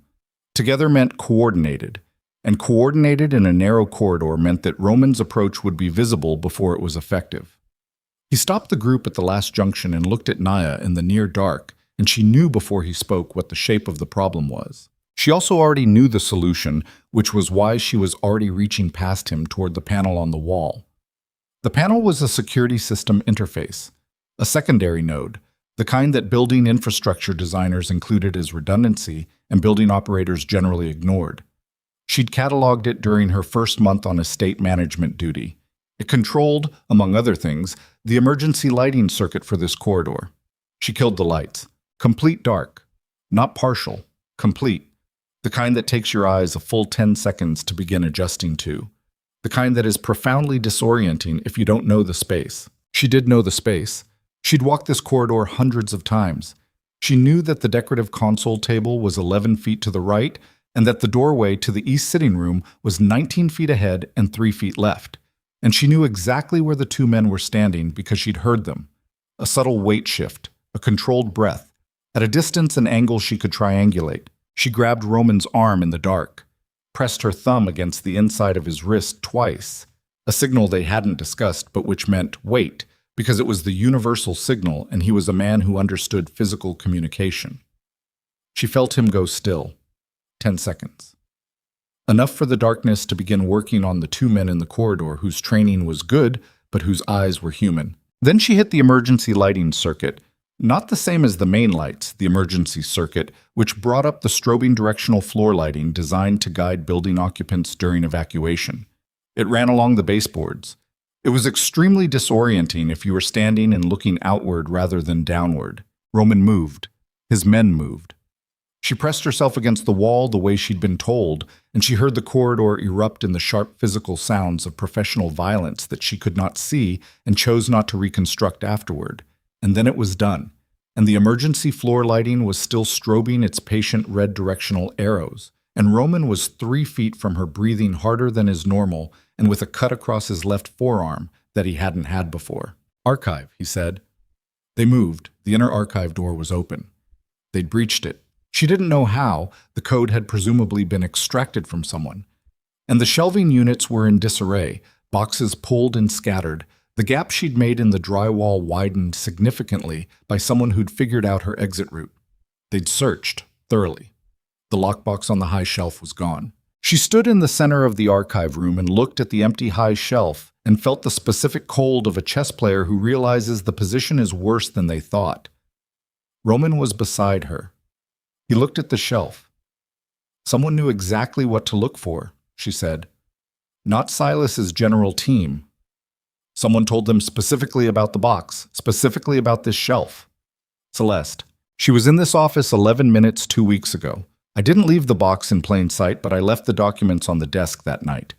The financial summary, the first 12 pages. She could have read enough to know what I was working on and where I'd likely be keeping backup copies. Roman pressed his hand against the wall beside the shelf.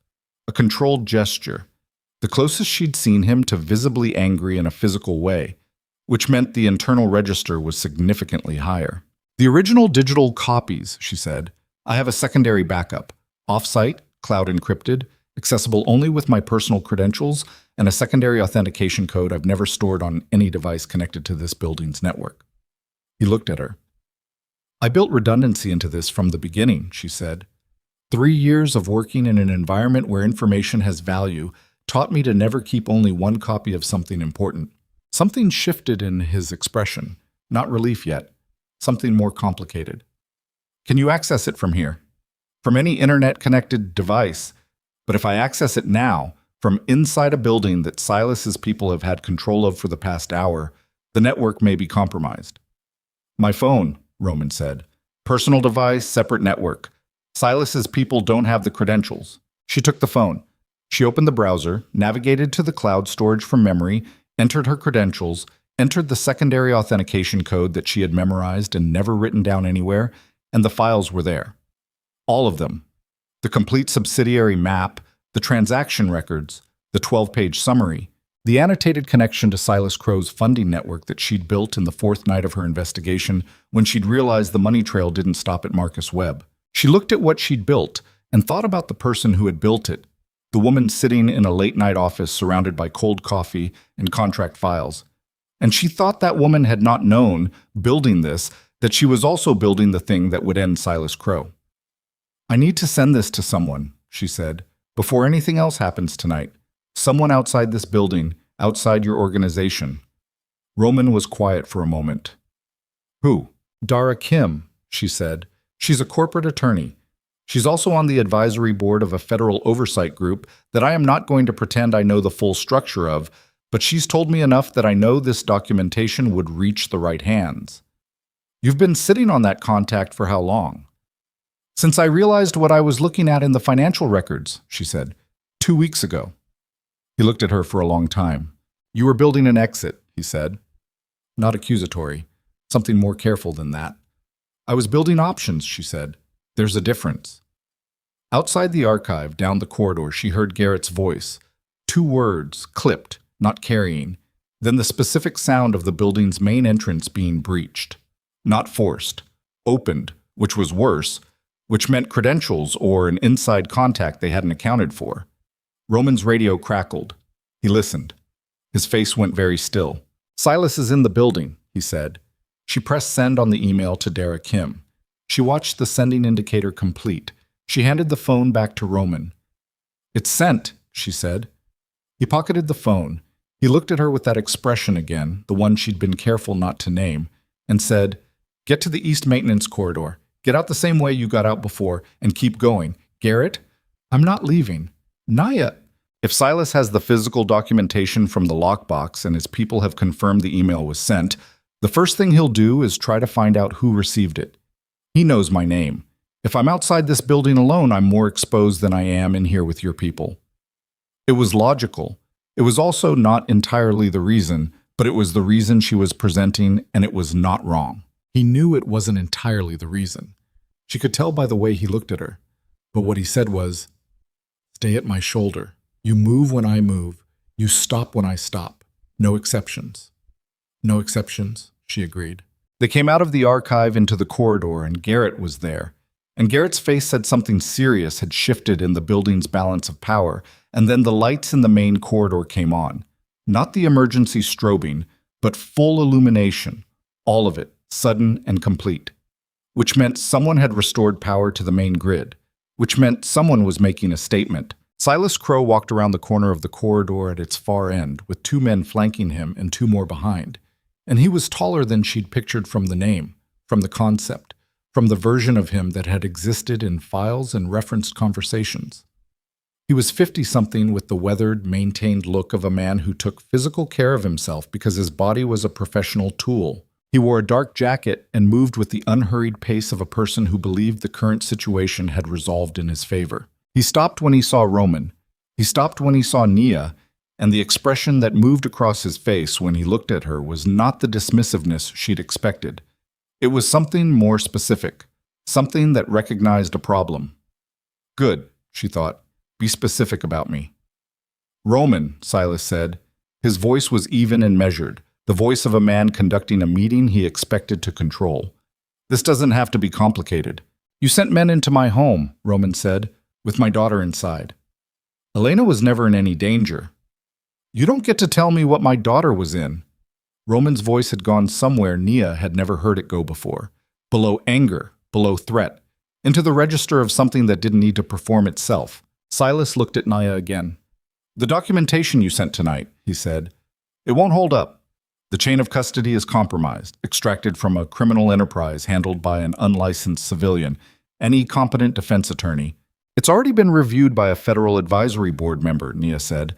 2 hours ago, she had enough to initiate a preliminary referral. The chain of custody question is your attorney's problem, not mine. The question of whether enough of it sticks to end your operating capacity in this city, that's a different calculation. She said it steadily. Her shoulder was bleeding and her hands were not entirely steady, and her heart was extremely loud in her own ears, but her voice came out steady, which was the part that mattered. Silas looked at her for a moment. You're a secretary, he said. I know, she said. It's been very useful. Something moved in Silas Crow's eyes, a reassessment, narrow and fast. And then his posture changed in a way that Garrett registered before Nia fully processed what she was seeing. And Garrett moved, and Roman moved, and the corridor became a different kind of place very rapidly, the controlled professional violence that she'd experienced in the dark now happening in full light, close and brutal and loud in the confined space. And Nia pressed herself against the archive door because she had made a promise about staying at his shoulder, and she intended to interpret that promise as staying in the same 30-foot section of corridor, rather than in the literal physical shadow of a man who was currently engaged in the most direct confrontation she had ever witnessed in proximity. Silas's 2 forward men went down fast. Garrett and Roman's people were better.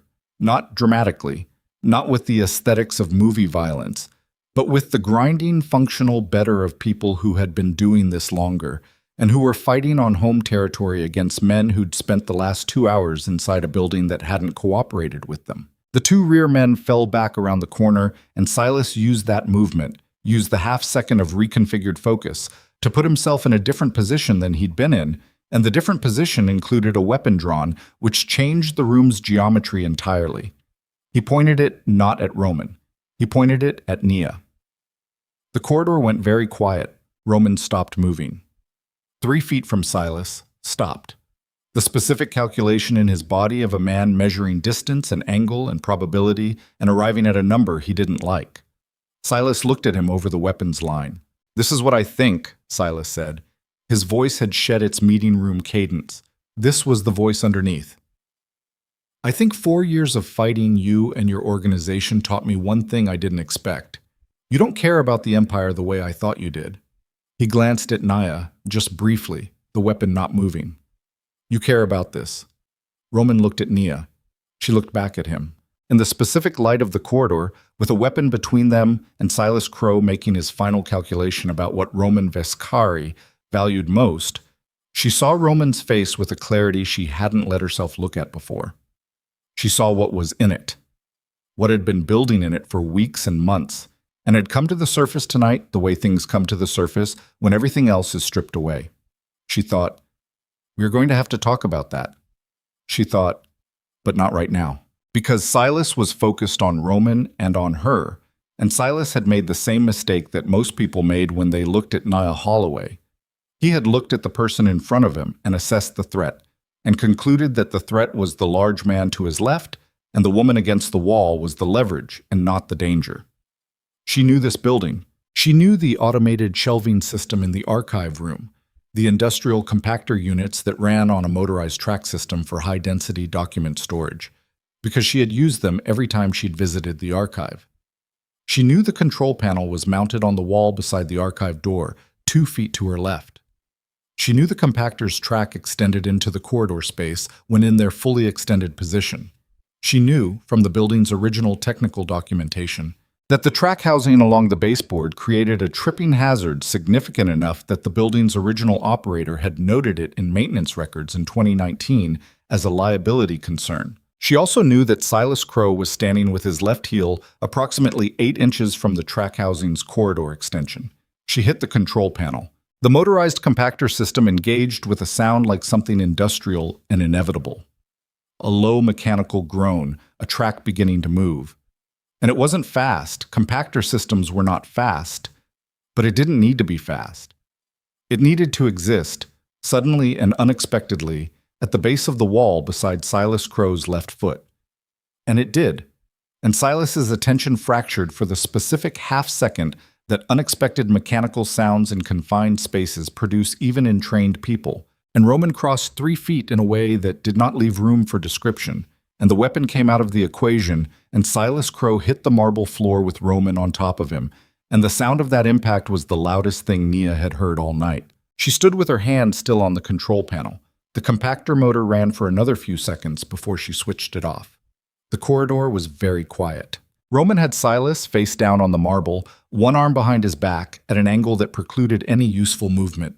And Roman's breathing was audible, and his forearm was bleeding, and his face, when he turned it toward Nia, had the stripped-down post-impact look of a man who had just arrived at the far side of something he'd been moving toward for 4 years. Garrett appeared from around the corner with the 2 rear men in hand, cuffed, efficiently. Roman looked at Nia. She looked at the control panel, then at him.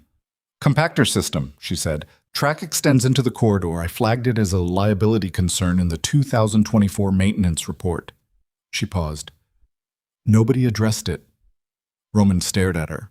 Then, through the bleeding and the adrenaline and the particular devastation of a man who had spent 4 years fighting and had just put his hands on the end of it, Roman Vescari made a sound that was almost a laugh. Garrett looked at Nia with an expression that was the closest thing to respect she'd ever seen on his face, which on Garrett's face looked like a slight elevation of one eyebrow, and she decided to count that. Silas Crow said nothing. His cheek was against the marble floor and his eyes were open, and he was looking at whatever people look at when the long game they've been playing reaches its final move, and the move was not theirs. Roman stood up. He looked at the man he'd been fighting for 4 years, now on the floor of a corridor in a mansion that was still standing, and his face went through something complex and private that Nia did not try to read. Some accounts took time to close. He stepped back. He turned. He crossed to where Nia was standing against the archive wall, and he stopped close enough that she could see the cut on his forearm clearly, and the tiredness in his eyes, and the thing underneath the tiredness that was not tiredness at all. His hand came up. He pressed it once, briefly, against the side of her face, palm against her cheek, a gesture that lasted 3 seconds and communicated something that neither of them was going to put into words in a corridor with Garrett present and Silas Crow on the floor and the building still running on partial emergency systems. But it communicated it nonetheless. "Your shoulder," he said. "I know," she said. "We need to get you to—" And then every light in the mansion went out simultaneously, and the backup generator engaged with a deep mechanical throb, and Roman's radio crackled with Doyle's voice saying 3 words that changed the shape of the next 10 minutes completely. Elena was talking. Not one word. Talking. And Roman's hand was still against her cheek when the radio said it, and Nia felt the tremor that went through him at the sound of those words, small and real and entirely his, the kind of tremor a man produces when something he'd stopped letting himself hope for becomes true. And she thought, this is the moment, this exact one. Not the fight, not the documents, not the 4 years ending on a marble floor. This. The lights came back on. Roman lowered his hand. He straightened. He became, visibly, the man the building knew. Composed, directed, already processing the next sequence of what needed to happen. But she had seen the tremor. She had been the person close enough to feel it. He looked at her. "Let's finish this," he said. And Nia Holloway, who had been invisible for 3 years in this building, and who had walked through a wall tonight to bring a child out of the dark, and had sent documentation that would dismantle a criminal network, and had activated an industrial compactor at the precise moment it mattered, straightened her own spine and met his eyes, and said, "Yes." The building breathed again. That was the only way Nia could describe it afterward. In the weeks when she found herself returning to that moment in her mind, the way you return to a place you left in a hurry and need to walk through again slowly. When the lights came back on, and Garrett's team moved Silas Crow down the corridor, and Roman's radio filled with voices confirming positions and statuses, and the systematic reassertion of order, the building breathed. The marble floors and the tall windows and the walls that had held 30 years of Roman Viscari's particular version of power, they exhaled.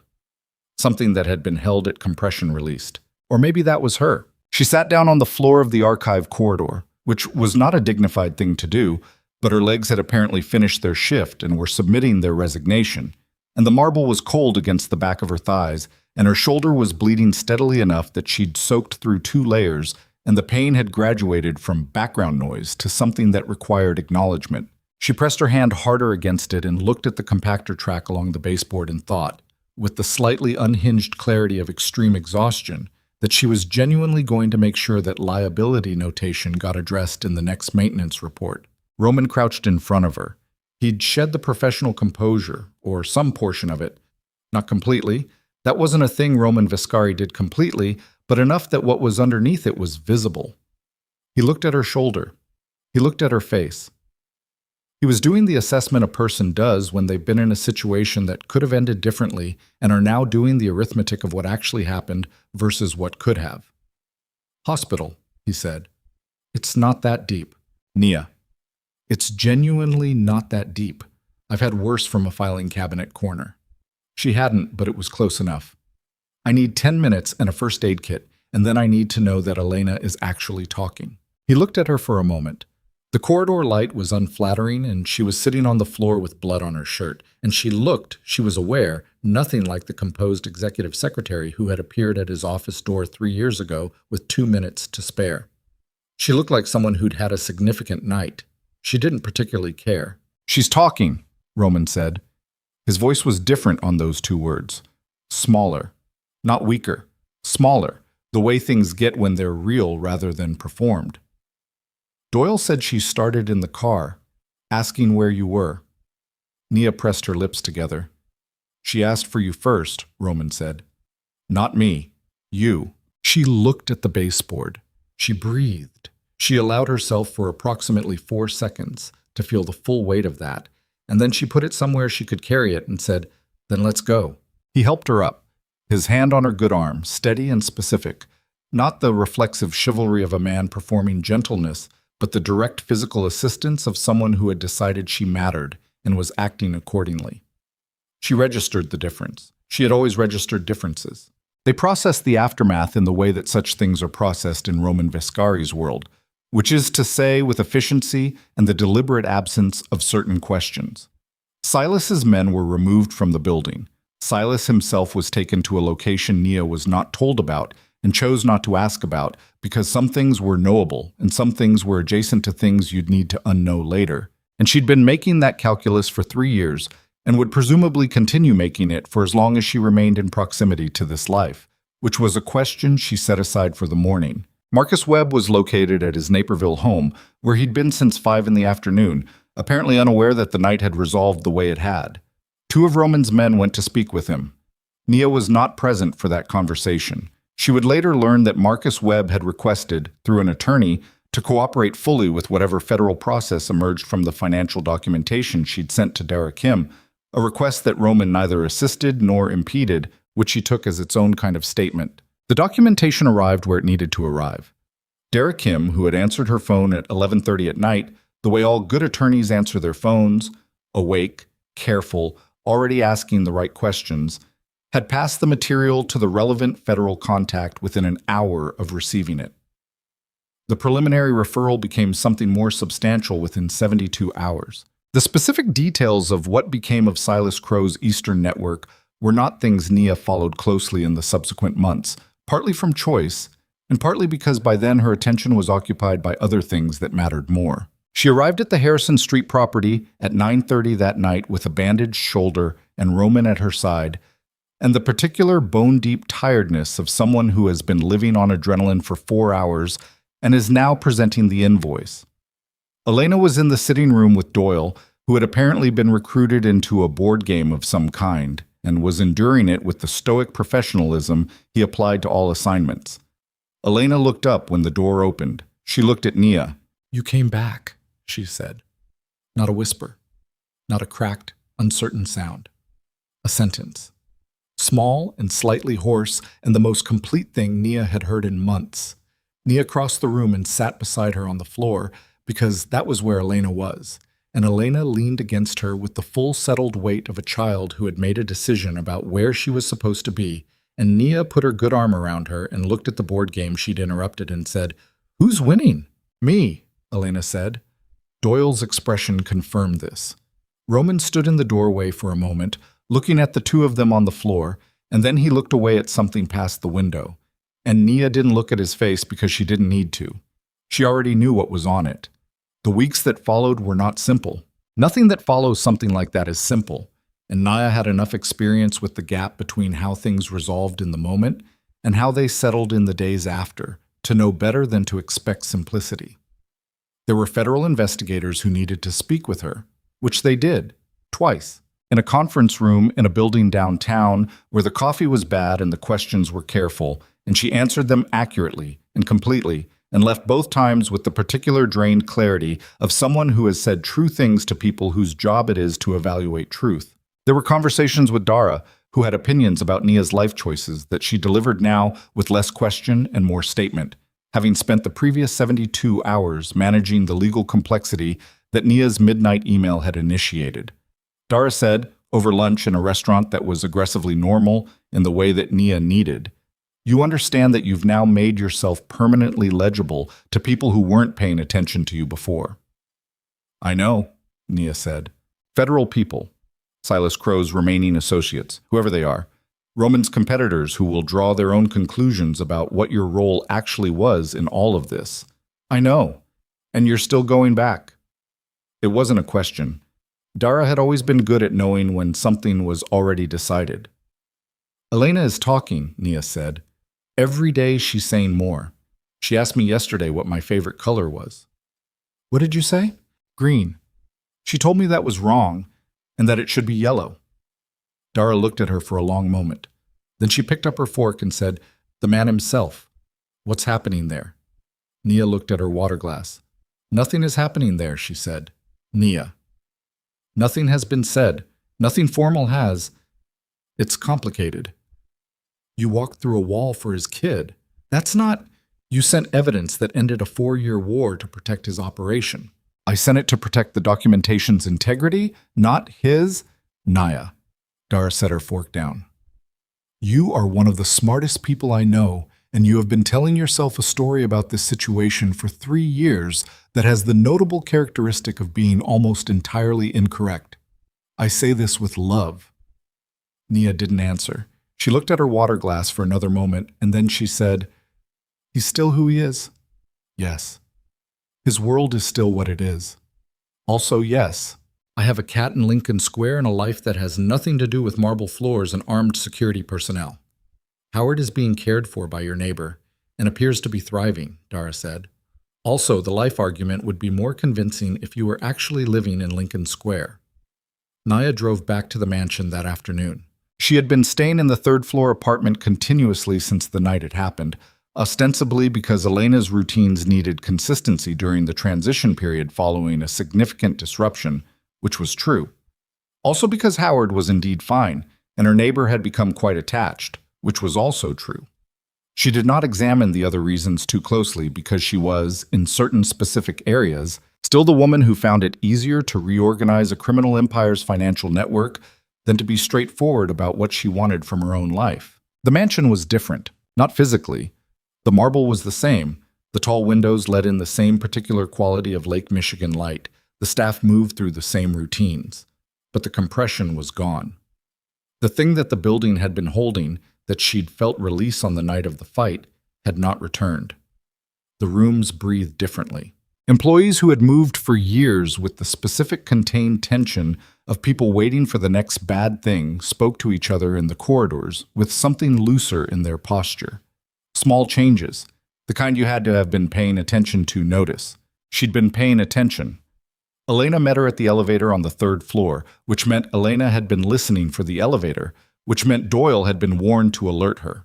Elena was holding a yellow crayon. She presented it to Nia without preamble. "You said green," Elena said. "I did say green. Green is for frogs." Elena considered this self-evident. Yellow is for everything important. Nia accepted the yellow crayon. Noted. Elena fell into step beside her with the easy propriety of someone who had decided that this corridor was jointly theirs. "Dad said you have a cat." "Howard? Is he yellow?" "He's orange." Elena processed this. "That's close." They walked to the apartment. Nia's desk was where she'd left it, the maintenance binders on the high shelf, the lockbox gone, of course. It was gone. It was with federal investigators now, part of the evidence chain. But the apartment was otherwise exactly as she'd left it, and it looked, she noticed with a quiet surprise, like somewhere she lived.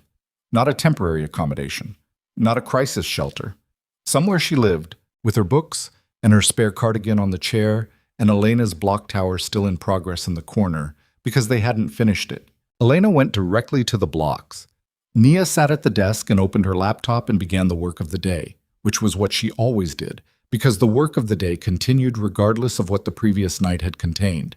And the work of the day was, she had come to understand, one of the things she actually loved, the specific usefulness of it. The way that a well-organized system expressed a kind of care for the people who depended on it without anyone having to say so directly. She was on her 3rd email when Roman appeared in the doorway. She looked up. He looked at Elena, who did not look up from the blocks. He looked at the desk, at the cardigan on the chair, at the apartment in general, with the particular gaze of someone taking an inventory that isn't about objects. "Can I come in?" he said. It was the first time in 3 years that he had asked. She gestured to the chair across from the desk. He came in and sat down, which was also unusual. Roman stood in most rooms, a default of a large man who was also a man accustomed to occupying the dominant position in any space.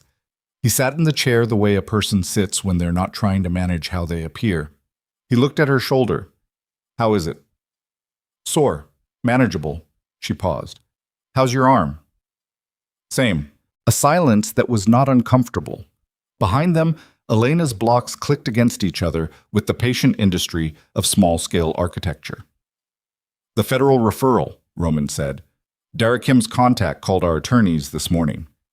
"I know, she told me." "They're going to want statements, cooperation on the financial documentation." He looked at his hands briefly. "It's going to change things." "I know. Some of the operations, the ones that can be restructured, legitimized. I started that process 2 days ago." He said it without the performance she might have expected, without the framing of a man announcing a significant decision. He said it the way you say something you've been sitting with long enough that it's become just a fact. I'm not pretending it's simple. Some things can't be restructured. Some of it is what it is." "I know what it is," she said. "I know you do." He looked at her. "You've known for 3 years. That's a kind of... I've been thinking about what that means. That you saw it clearly and stayed." "I stayed because the work mattered," she said. "And because Elena..." She stopped. "And because..." She left the "and because" there, incomplete, and watched him register it. He said, "I haven't been able to say certain things without them sounding like something a man says from a position of power to a woman who works for him. I'm aware of that complication." "Yes," she said, "that complication is real."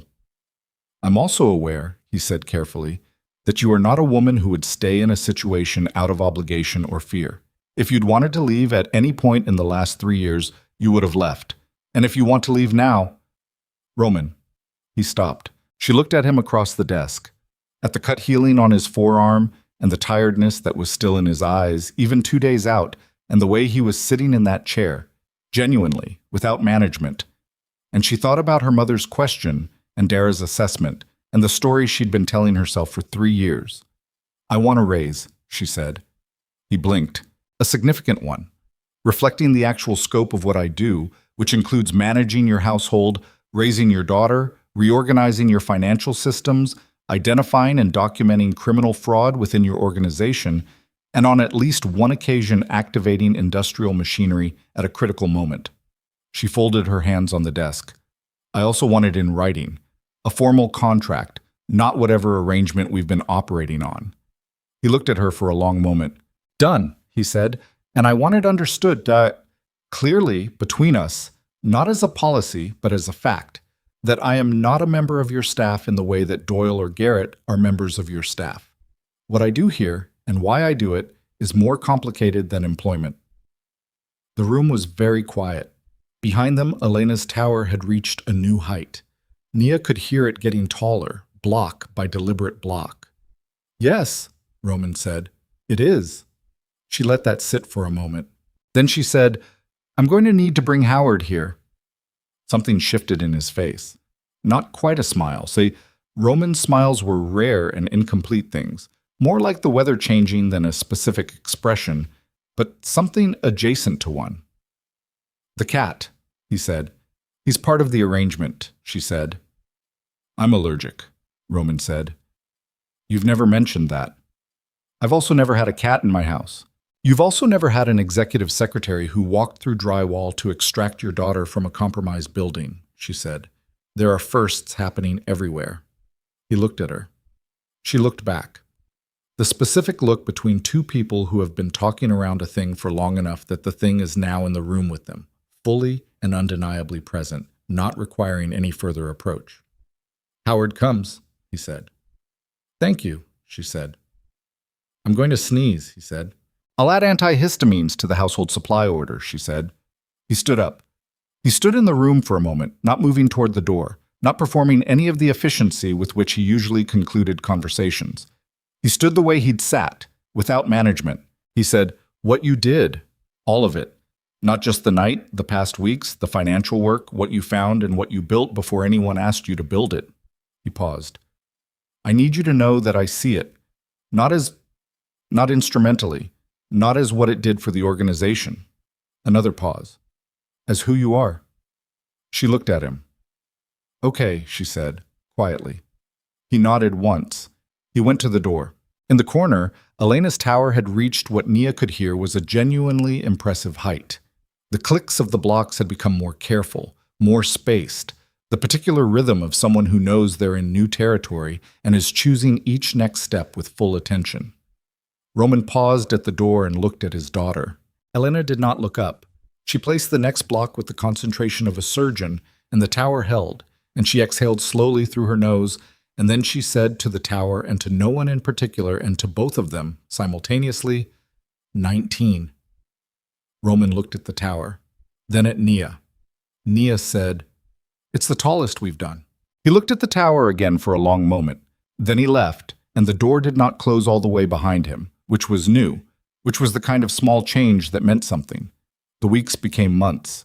The federal process moved with the grinding patience of institutions that were not in a hurry, and then with the sudden urgency of institutions that had found what they needed, and the Eastern Network that had funded Silas Crow's operation for 11 years was substantially dismantled by the following spring, a process that was covered briefly in the business sections of 2 national papers and more extensively in a legal trade publication that Dara emailed to Nia with a single comment, "Your footnote in history, madam." Marcus Webb cooperated. He received an outcome that Nia considered measured and did not spend significant time thinking about. She had decided, in the first week after the night had happened, that she could not carry the moral weight of every consequence that flowed from the documentation she'd sent, because the documentation was true, and the truth was the thing she'd been responsible for, and the rest of it was other people's territory. Celeste Laurent left Chicago in February.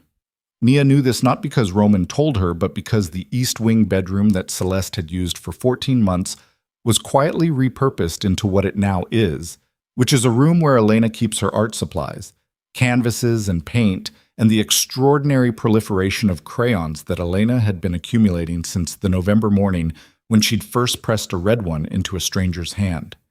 Nia arranged the room herself. She put in good north-facing light because that was the right light for art. And she put in shelves at Elena's height because Elena should be able to reach her own materials. And she did not think much about Celeste while she was doing it. She thought about her occasionally afterward, not with animosity.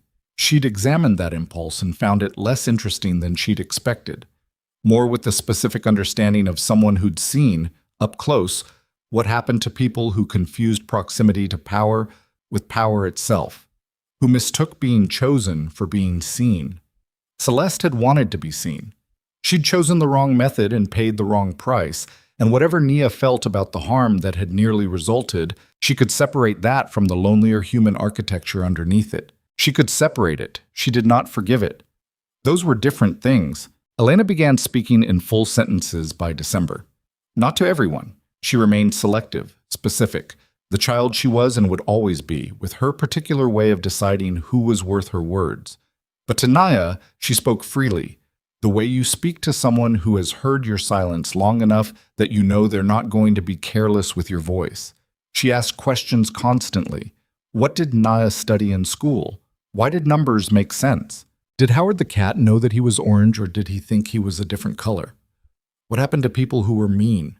That last one she asked on a Tuesday afternoon while they were making something in the kitchen that had started as cookies and evolved through a series of Elena-initiated modifications into something more experimental. What do you mean? What happens to them? Nia said. The ones who are mean, Elena said. She was stirring with the full-body commitment she brought to all physical tasks. The ones who do bad things. Nia thought about Silas Crow and Marcus Webb and Celeste in her dark coat in the headlights. She thought about $11 million and a gray sedan and a wrong voice on a security line. Different things, she said. Depending. Depending on what? On what they did, and on whether someone was paying attention. Elena considered this. She stirred. You were paying attention, she said. It wasn't a question. Yes, Nia said. I was. Because it's your job? Nia looked at this child who had taught herself to read the world sideways from the edge, because that was the angle that kept you safe. Who had kept herself safe by staying silent for 2 years, and had begun to speak again in a car in the middle of the worst night of the year because something had shifted in her calculus about what was worth the risk. No, Nia said, not because of the job. Elena nodded as if that confirmed something she'd already worked out. She went back to her stirring. The experimental cookies were edible, marginally. Roman ate 2 of them at the kitchen counter that evening in a way that communicated clearly that he was eating them because they were there, and because Elena was watching, and not because of any merit they possessed. And Elena watched him with the satisfied scrutiny of someone administering a test, and Nia sat at the kitchen island drinking tea and watching the 2 of them and felt, in her chest, something that was large and settled, and entirely without the anxiety that had accompanied every good thing in this house for the first 3 years she'd lived adjacent to it. The press conference happened in March. It was not what the tabloids expected. Nothing about Roman Viscari ever was. The anticipated victory statement, the Mafia King consolidating his position, marking his territory in the aftermath of a power struggle, became something different when he stood in front of the city's assembled cameras in a room that Nia had organized and looked into the lights with the expression of a man who has decided to say a true thing and has stopped caring how it lands. He spoke about the restructuring, the legitimization of several significant business operations, a charitable foundation that would be announced in the following weeks with an endowment that the financial reporters in the room would spend 2 days running the numbers on. He spoke without the performance she'd watched him use in 3 years of meetings, without the particular cadence that powerful men adopt when they want their words to have the quality of weather, inevitable and unchallengeable. He spoke like a person who had lost things and rebuilt from the specific inventory of what remained. When the reporter asked the question, not exactly the question from the treatment Nia had read about this story, but the same question with the same shape, the one about why, given every available option, he had chosen this, Roman turned and looked at her. She was standing to the side of the room where she always stood, not behind a desk, not carrying anything. He looked at her the way he'd been looking at her in kitchen doorways and office corridors for months, openly, without the management he'd spent decades constructing. And then he turned back to the cameras. I built an empire on what fear could hold together, he said. It turns out that's a limited material. He paused. I had someone in my building for 3 years who reorganized everything I thought I knew about what was actually strong. I was a slow learner, but I got there. The reporters wrote what they wrote. The tabloids constructed the story they needed to construct. Chicago decided what it decided about Roman Viscari's choices, as Chicago always decided things, loudly and with great confidence and with approximately 60% accuracy. Nia drove home from the press conference in the car she'd been given, which she still thought of as slightly excessive, and she parked in the mansion's east entrance and sat for a moment before going in. She thought about the woman who had stood outside this building's elevator 3 years ago with 2 minutes to spare, and the weight of other people's work in her arms, and the careful, practiced invisibility of someone who had concluded, from evidence, that the world's attention was not a thing she could afford to depend on. She thought about the wall she'd walked through, not metaphorically. Actually, the drywall in the archive, the gap she'd made with her elbow, the specific pain of a shoulder that still pulled when the weather changed. She'd walked through a wall in the dark with a 6-year-old's hand in hers, and on the other side had been cold air, and 2 men who saw her, and a decision made in under 3 seconds about which direction to run. She thought about what Elena had said in the kitchen, not because of the job. She got out of the car. Howard was on the windowsill of the 3rd-floor apartment when she went upstairs, deeply committed to the quality of light in a way that only orange cats manage. He had adapted to the mansion with a self-possession that Nia found instructive.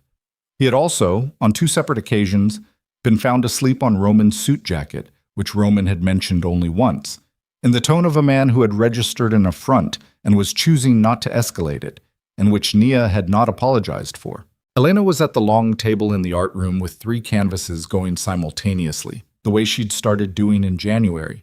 Multiple things at once, moving between them as the impulse arrived. The discipline of a child who had decided that one channel was insufficient for what she needed to say. Nia stood in the doorway of the art room and looked at the canvases. They were, all 3, variations on the same subject. A house with many windows, 2 figures inside. The figures had evolved significantly from the first crayon sketch on a contract envelope. They had faces now, expressions, the taller one with a circular mark on the head that remained, across months of artistic development, consistently present. "They're good," Nia said. Elena didn't look up. "I know," she said, in the tone of someone stating a fact they've assessed accurately and see no reason to be modest about. Nia went to the desk in her apartment and opened her laptop and did the work of the evening, which was what she did, which was what she had always done, which was, she had understood for some time now, one of the truest expressions of who she was. The specific, sustained attention to things that mattered, the refusal to let systems fail from carelessness, the understanding that care was not a soft thing, but one of the most structurally load-bearing materials available. Roman found her there 2 hours later, the way he often did in evenings now. He had a cup of coffee, black, half a spoon of raw sugar, which she had not made and which therefore he had made himself, which represented a behavioral shift she chose not to comment on because some changes were better received without ceremony. He put it on the desk beside her. He sat in the chair across from her, in the way he'd been sitting in that chair for months now, without management. He looked at what she was working on. "Foundation proposal," she said. "The education endowment. I've been restructuring the initial terms. The original draft was too restrictive in the eligibility criteria. I've expanded the geographic scope and removed the GPA floor because the students who most need endowment support are not always the ones with the highest GPAs, and a threshold that filters them out defeats the original purpose." He looked at the screen, then at her. "Leave it on my desk when it's done," he said. "It'll be done tonight." He nodded. He didn't move to leave. He sat with his coffee and she worked, and outside the window, Chicago did what Chicago did. Moved and glittered and carried its history and its disasters in the particular way of cities that have been through enough to know that things end and other things begin, and the lights stay on through most of it. After a while, Roman said, "Elena's tower." Nia looked up. "This evening," he said, "while you were at the press conference. She built it to 26. Nia set her pen down. 26 blocks, the highest it had ever been. She thought about the first tower that had fallen at 17 and Elena's sound of comic despair, and the deliberate way she'd placed the bottom block again and started over, and she thought about the towers between then and now, and the patient accumulation of them, each one taller than the last, each collapse absorbed and resumed. "Did it fall?" she said. "Not yet," Roman said. "She stopped at 26 and walked away. She said she was saving the rest." Nia looked at him. He looked back. "Saving it for what?" she said.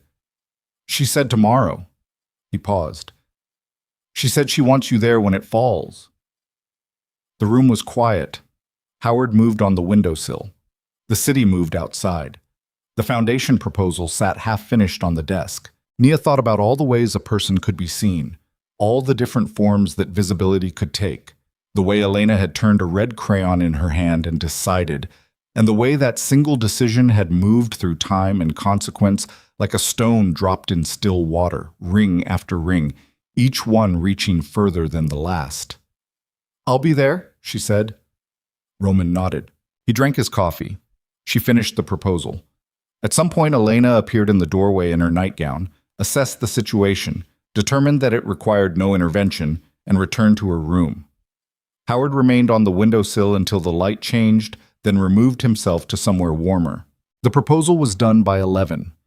She set it on Roman's desk as she'd said she would, passing through the office that had been the site of so many things. Spilled coffee and discovered fraud and late-night revelations, and the first time she'd heard Elena laugh. The room was the same room. She was not the same person. She turned off the desk lamp. She stood in the dark office for a moment, in the quiet building, and she thought about nothing specific and everything general, and then she went back upstairs to her apartment and slept the complete, unguarded sleep of someone who has, for the first time in a long time, stopped holding anything at arm's length. The mansion did not echo with fear anymore. It hadn't for months. What it echoed with was harder to name, which was appropriate because the best things usually were. The sound of blocks being stacked. The sound of a child deciding the world was worth addressing. The sound of work being done carefully and coffee being made without being asked for, and doors left deliberately ajar. The sound of things that had been built to withstand the worst discovering, in the aftermath, that they were also built for something better. 26 blocks. And tomorrow there would be more.